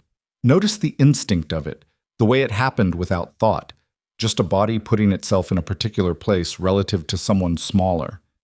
They walked 3 blocks to a parking structure to wait for the car, and Lily talked almost continuously about the card game she'd invented, about the victim advocate who'd been a good sport about losing, about the chapter of the horse book she'd gotten through while waiting in the lobby, which she described in significant detail. Mason listened and asked questions at the right moments, and told her twice to watch the curb, and once made her go back and button her jacket because the temperature had dropped from the morning.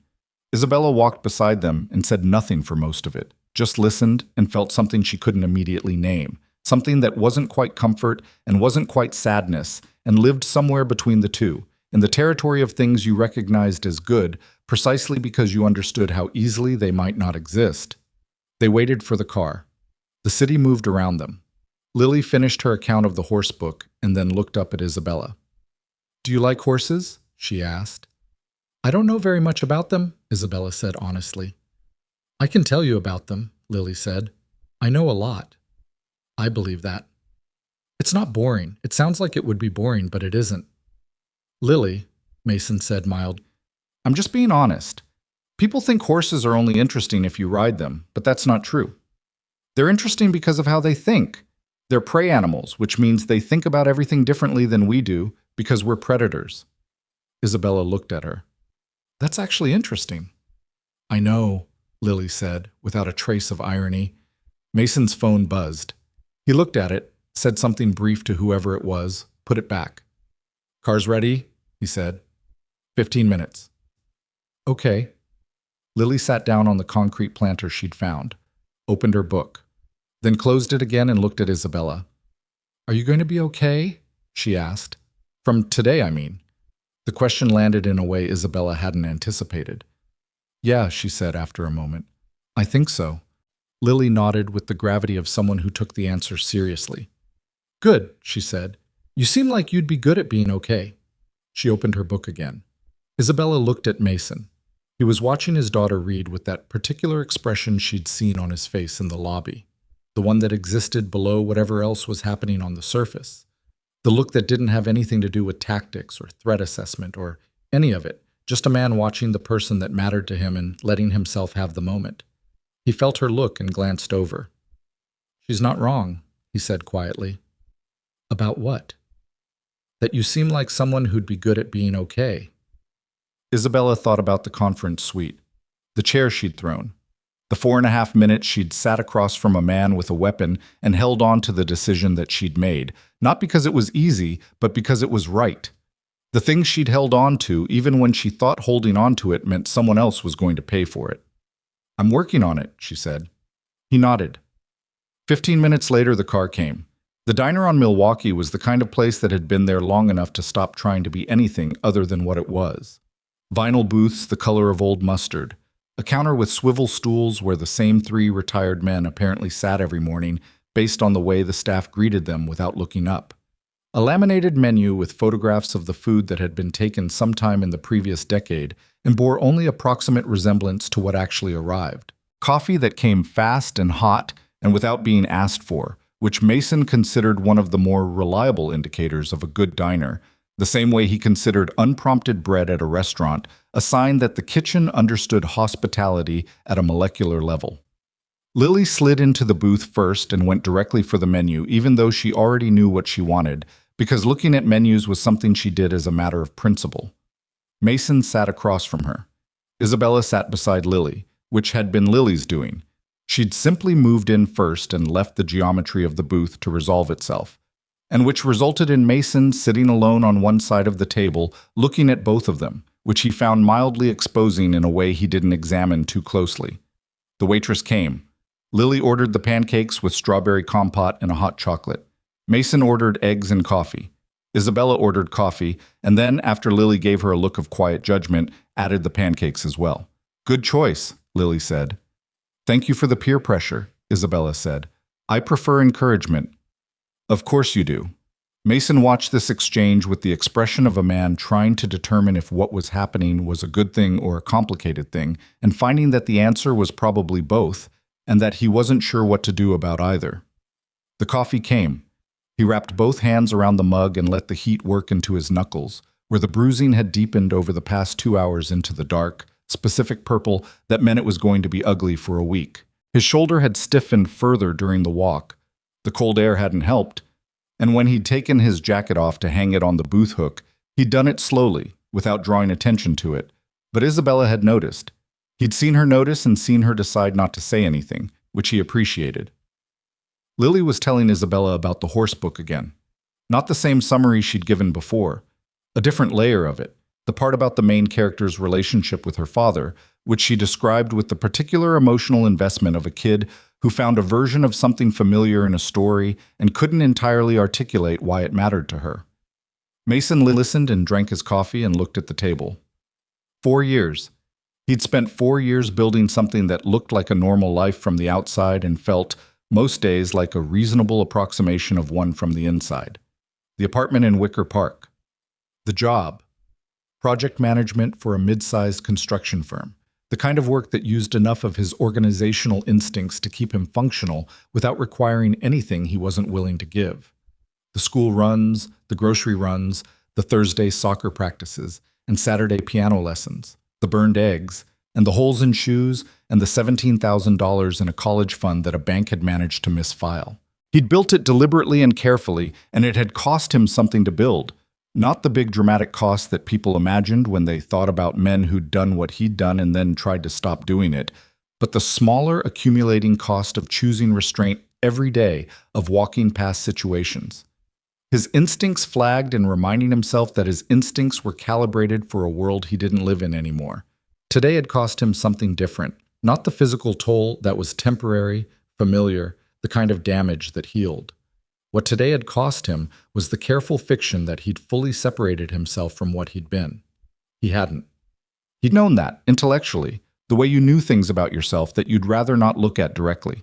But knowing it intellectually and having it demonstrated at close range in a marble lobby in front of 12 strangers and your 8-year-old daughter were different experiences. He'd been demonstrated today. He wasn't sure how he felt about that yet. The food came. Lily's pancakes arrived with the strawberry compote in a small ceramic dish on the side, which she immediately applied to the entire surface with the thoroughness of a contractor laying foundation. Isabella watched this operation with the expression of someone observing a professional at work. "You've done this before," Isabella said. "Every time," Lily said, not looking up from the compote distribution. "You have to get all the way to the edges, or the last bites are just regular pancakes. That's a philosophy. It's a system." Mason ate his eggs. They weren't as good as the ones he'd burned that morning, which struck him as cosmically unfair. He thought about the cabinet door at 2 in the morning and the split lip from today, and wondered what it said about him that he could survive 5 trained mercenaries and still lose to his own kitchen. Probably something. He wasn't sure what. "Mr. Steele," Isabella said. He looked up. She was watching him with the directness that he'd noticed in the bank. That specific quality of attention that didn't look away when looking away would have been easier. She had compote on her jacket, a small red mark near the torn shoulder seam that she was either unaware of or had decided was beneath comment given the morning they'd had. "What happens now?" she said. "Practically, with the investigation, with the people behind this. What's your read?" He set his fork down. "Prentice will build the case on Vega and the others. That connects to the money, and the money connects to whoever commissioned the operation. That's going to take months, probably. Federal cases at that level usually do. And in the meantime, he said, whoever hired them knows the operation failed. They don't know why yet. When they find out," he stopped. "When they find out," Isabella said, "they'll want to know who you are." "Yeah." "And?" He looked at her steadily. "And I'm a project manager from Wicker Park, who had a 9:30 appointment today." She held his gaze. "That's the story you're going with." "That's the accurate story," he said, "as far as it goes." "It doesn't go very far." "No," he agreed. "It doesn't." Lily had been eating her pancakes with focused efficiency during this exchange and giving every appearance of not listening, which Mason knew from experience was the appearance Lily gave precisely when she was listening most carefully. "The people who sent them aren't going to stop," Isabella said. It wasn't a question. "Probably not immediately," he said. "But Prentice is good. The FBI file on Vega. She said his prints connected to counterterrorism cases. That's going to pull in more resources than a standard bank operation. The people who hired him are going to be managing their own exposure right now, which buys time." "How much time?" "Enough," he said. "To be smart about it." Isabella nodded slowly. She turned her coffee cup in a small circle on the table, thinking. He watched her think, watched the way she processed, the visible architecture of a mind that was used to taking in complicated information and building structure from it. "The offer stands," she said finally. "The security resources. Not as charity. I want to be clear about that. What you did today has implications for my company that go beyond the personal. If the people behind this learn what happened and decide the loose end they need to address is standing in this diner right now, that becomes my problem too." "You don't need to frame it as a business arrangement," he said. "I know." She looked at him. "I'm framing it as one because I think you're more likely to accept it that way." He was quiet for a moment. "You're probably right," he said. Lily set down her fork. She looked at her father with the expression she used when she'd decided to say something that she'd been sitting on for a while. He recognized the expression. It usually preceded a statement that was either very perceptive or very inconvenient, and sometimes both simultaneously. "Dad," she said. "Yeah." "Are we in trouble?" He looked at her. 8 years old, syrup at the corner of her mouth, horsebook sitting on the booth seat beside her, looking at him with eyes that were her mother's. The exact shade of brown, the particular quality of directness in them that he'd fallen in love with once, and that now lived in this small face and made ordinary moments complicated in ways he didn't talk about. He thought about lying, not seriously, just the way parents thought about lying when the true answer was heavy and the child in front of them was 8. He ran through the comfortable version, the one where he said, "No, everything's fine, don't worry about it." He didn't lie to Lily, he hadn't started, and he wasn't going to start now. "Maybe a little," he said, "for a while." She absorbed this. "But you can handle it." "I think so." "With her help?" Lily looked at Isabella without ceremony. "Possibly," Mason said. Lily picked up her fork again. "Okay," she said. "That's fine then." She cut into the next section of pancake. "Can I still do soccer on Thursday?" He stared at her. "Yes." "And piano on Saturday?" "Yes, Lily." "Okay." She ate the pancake. "Just checking." Isabella was looking at Lily with an expression that Mason couldn't fully categorize, something between amusement and a kind of soft recognition, the look of someone seeing something that reminded them of a version of themselves they'd almost forgotten. "How long have you been doing piano?" Isabella asked her. 3 months and 9 days, Lily said. "I'm counting because of the deal." "What deal?" "I said I'd try it for 6 months, Lily said. "If I still don't like it at 6 months, Dad said I can stop." She paused. "I actually think I'm going to like it by then, but I haven't told him that yet." Mason looked at his eggs. He'd had no idea.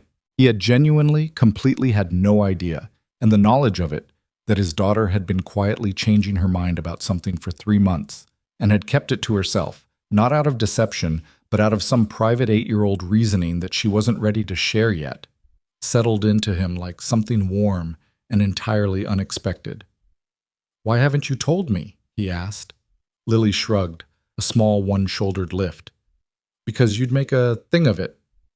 "I wouldn't make a thing of it." "You'd have a face." "I don't have faces." "Dad." She looked at him with infinite patience. "You have so many faces." Isabella made a sound that was not quite a laugh and redirected it into her coffee cup. Mason looked at her over the rim of his own. She met his eyes, and her expression was genuine. Not performed, not professionally managed, just a real face in a diner booth in the aftermath of a genuinely terrible morning, finding something unexpectedly good in the middle of it. He looked away first. He wasn't sure what to do with Isabella Ashford. He'd been not sure what to do with her since the lobby, since that half second of eye contact across the marble floor, since the conference suite and the chair she'd thrown, and the way she'd held the line on the Sentinel credentials, even when she thought the cost was going to be a man she'd just met. He was aware of her with an attention that he hadn't applied to another person in a long time, and he was also aware that today was a high adrenaline situation, and that high adrenaline situations produced feelings in people that had long half-lives, but not always accurate underlying causes. He'd learned that a long time ago, too. In a different context, a different world, but the lesson was portable. So he set it aside, the way he set most things aside, in the category of things that required more time and less chaos before they could be honestly examined. What he knew, sitting in this booth, was that she was real in a way that was harder to find than people expected. Not performatively real, not real in the curated way that people with her kind of money and profile often were, where they'd learned to seem authentic because authentic tested well. Just actually real. A person who'd sat across from a mercenary with a weapon and made the harder choice because it was right, and who'd thrown a chair with terrible aim at exactly the right moment, and who'd looked at his daughter in the bank corridor and shaken her hand like it was the most natural thing in the world. He didn't know what to do with that either, but he knew what it was. They stayed in the diner longer than made practical sense. The coffee got refilled twice. Lily finished her pancakes and then negotiated for a piece of pie. Cherry, which the diner did well, a fact that Mason knew from previous visits, and which had apparently been independently verified by Lily before she ordered it. Isabella talked about the company, briefly, not the corporate version, but something closer. How she'd started it at 24 with a logistics software contract and 3 employees, how the first year she'd paid herself less than her most junior hire because she believed that leadership meant eating last. How she'd built something real and then discovered that real things attracted the attention of people who wanted to own them or break them, and that defending them required a kind of vigilance she hadn't initially known she'd need. Mason listened. He asked a question here and there, not out of politeness. Genuine questions, the kind that came from actually tracking what a person was saying. She noticed. He could tell she noticed. "You're a good listener," she said. "Occupational habit," he said. "From the Navy?" "From being a single parent," he said. "You get good at listening to the thing under the thing, what's actually being said versus what's being presented." She looked at him for a moment. "What's being presented right now?" "A successful person explaining how they built something," he said. "What's actually being said is that you're trying to figure out if it was worth what it cost." She was quiet. "I don't know the answer," he said, not unkindly. "I'm not saying it wasn't worth it. I genuinely don't know. That seems like something you're still working out." "Most days I think it was," she said. "Today I'm less certain." Today was a bad data point. Or an honest one. He considered this. Maybe both. Lily had finished her pie and was now drawing something in the small notepad she kept in her jacket pocket, the one she used for horse observations and overheard conversations and other things she considered worth recording. She drew with the same focused efficiency she applied to everything, not looking up, apparently having decided that the adult conversation happening above her had gotten interesting enough to leave alone. The check came. Mason reached for it, and Isabella already had it, and there was a brief negotiation that she won by the simple expedient of handing her card to the waitress before Mason had fully extended his arm. "I just ended a hostage situation," he said. "I know," she said. "Pancakes are still on me." He let it go. Outside, the afternoon had settled into the kind of October cool that Chicago did with particular authority, the wind off the lake carrying the smell of water and the specific clarity of air that knew winter was coming. Lily buttoned her jacket without being asked, which was either personal growth or a sign that she was too tired to resist the instinct, and tucked her notepad away and stood on the sidewalk looking up and down Milwaukee with the expression of someone deciding what came next.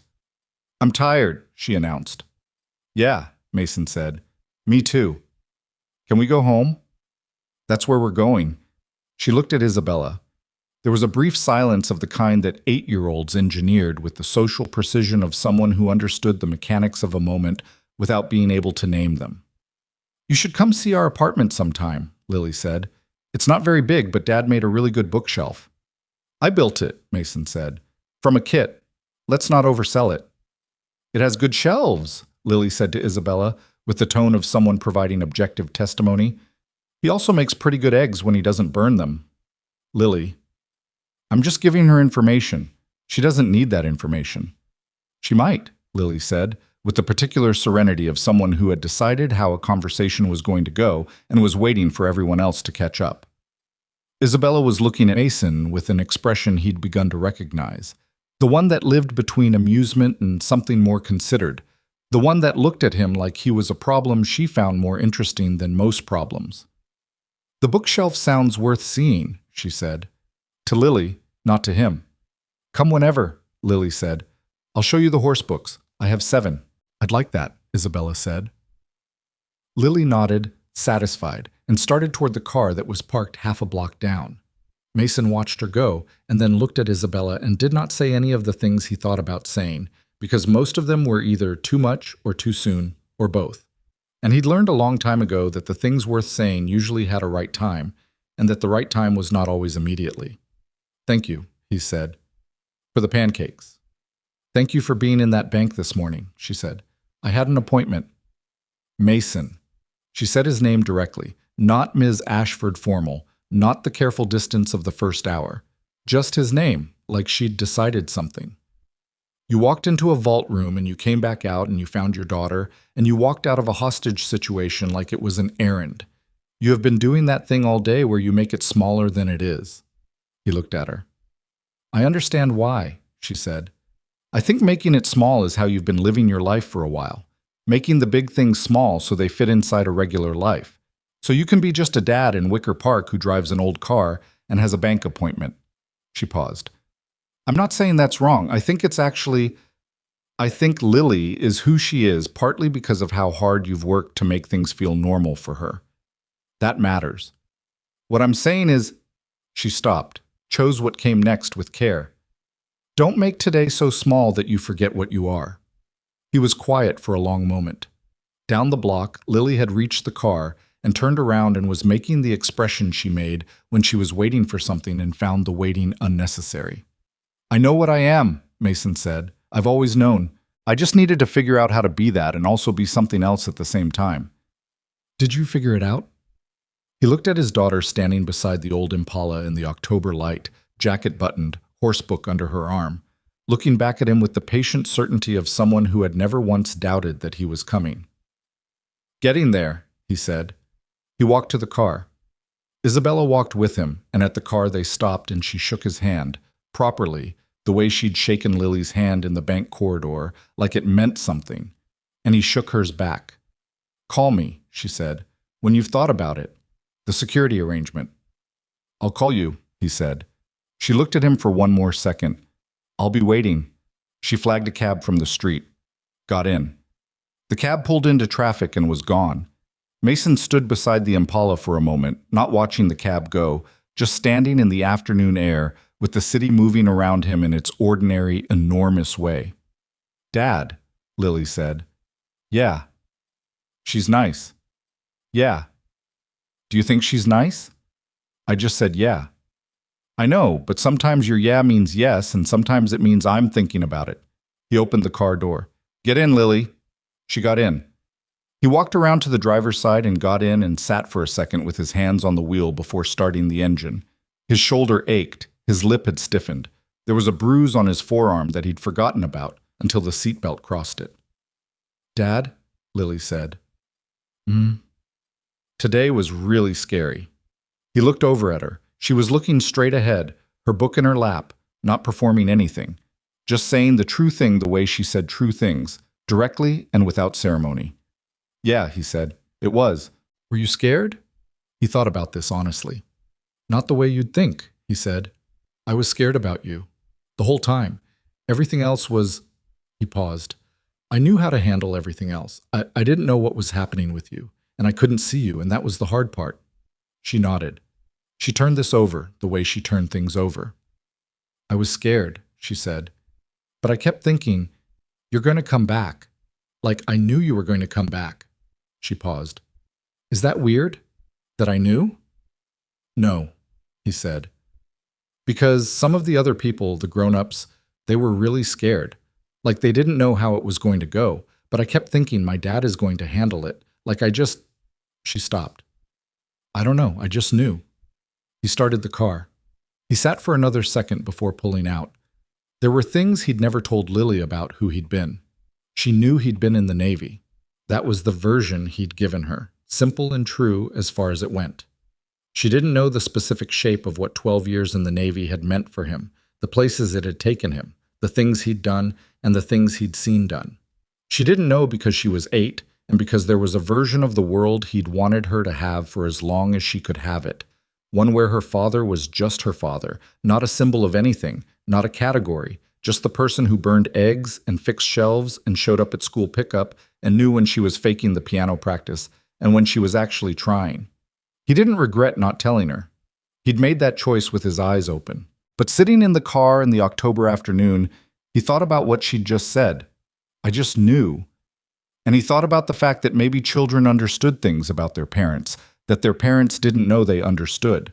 Not the facts of it, not the history or the training or the operational details. Just the bedrock of it. The thing that didn't go away. She'd sat in that chair for 40-plus minutes, alone, in a room full of armed men because he'd told her to. Not because she was passive, or because she was helpless, or because she didn't have the imagination to understand how bad it could get. Because she trusted him. Because when Mason Steele told her something would be okay, some part of her that was smarter than her years believed him, and held on to that belief the way she held on to things that mattered. Quietly, stubbornly, all the way to the edges, like compote on a pancake. He didn't deserve that trust, probably. Nobody deserved that kind of trust completely. But he intended to keep being worth it for as long as he could. He pulled out into traffic. 3 blocks down, sitting at a red light, Lily said, "Are you going to call her?"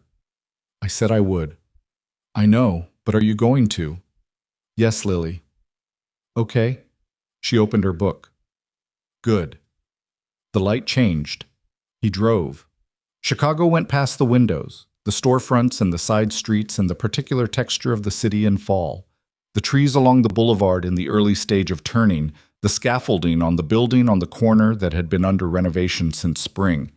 The ordinary landscape of the life he'd built, going past at 30 miles an hour the way it always did, looking like exactly what it was, regular, specific, his. He thought about what Isabella had said, "Don't make today so small that you forget what you are." He thought about what Lily had said, "I just knew." He thought about the anteroom, the moment after the guard went down, when the shaking in his hands had stopped. He thought about the radio and the marble corridors and the 5 men who'd come into a building with a plan and a timeline and all the professional certainty that money and preparation could buy, and who had encountered something they had no framework for. Not a hero, not an action sequence, just a man who'd spent 12 years becoming exactly what was needed in that specific situation, and who had then spent 4 years trying to be something else, and who had woken up this morning to burned eggs and a hole in a shoe and an ordinary, frustrating Tuesday that had turned out to require every single thing he'd ever learned. He didn't think the universe arranged things that way on purpose. He didn't think anyone arranged things. Things happened, and you were either what the moment needed or you weren't. And if you were, then the question was whether you were willing to be it when it cost something. He'd been willing. He was still paying the physical cost and would be for about a week. And the other cost, the one where the careful fiction of his unremarkable life had been cracked open and would need to be rebuilt with a different understanding of what lived inside it. That one was going to take longer. But he'd been willing. That felt like something. He wasn't sure exactly what. Maybe it was enough to just feel like something and let the understanding come later, the way understanding usually came. Sideways, when you weren't pressing it, in the quiet between the events. "Dad?" Lily said. She'd closed her book again. She did that when she was thinking. Yeah, the thing with my college fund. He'd forgotten. In the most literally eventful morning of his last 4 years, the $17,000 in the misapplied account had dropped entirely from his working memory, sometime around the second Mercenary. "Right," he said. "Did we ever get that fixed?" He thought about the desk. The representative named Derek. The appointment that had been interrupted about 3 minutes after they'd sat down. "No," he said. "We did not get that fixed. So we still have to go back." "We'll call them," he said. "We don't have to go back to that specific branch. Can we call them tomorrow?" "Yeah." "You'll remember?" "I'll put it in my phone. You always say that." "I know. And then you forget to put it in your phone." "I'll put it in your phone," he said. You can remind me. She considered this system. Okay, she said. That could work. She opened her book. He drove. He thought about calling Isabella, not about the security arrangement. Not yet. Not the practical thing. Just calling. The way you called someone you'd met in the middle of something extraordinary and wanted to know in the ordinary light of a regular day. He thought about whether that was a reasonable thing or whether it was the residue of adrenaline and circumstance and the specific intimacy that crisis situations manufactured between strangers. He thought about the way she'd said his name, just his name, like she'd decided something. He'd think about it more. He had time. The apartment building on Wicker Park came into view. The old three-flat, the worn brick, the neighbor's bicycle still locked to the front railing in defiance of everyone's advice. The silver maple in front that was turning faster than the others on the block. And a parallel parked. First try, which he took as a sign that some things were still working correctly. Lily got out and started up the front steps, and then stopped and turned around and looked at him over the roof of the car with an expression that was unusually unguarded, even for her. "Dad," she said. "Yeah. I'm really glad you were there today." He looked at her across the roof of the old Impala. In the afternoon light, with the maple turning above her and her jacket buttoned wrong by one button, he saw it now, one side lower than the other. She looked exactly like herself, which was the only way she ever looked, and which was still sometimes enough to catch him off guard. "Me too, kid," he said. She turned and went inside. He stood beside the car for a moment, alone on the sidewalk, with the city at his back and the ordinary building in front of him and the ordinary life that waited inside it.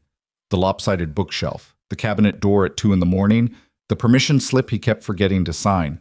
The piano Lily was secretly starting to like. The things that were small, the things that were everything.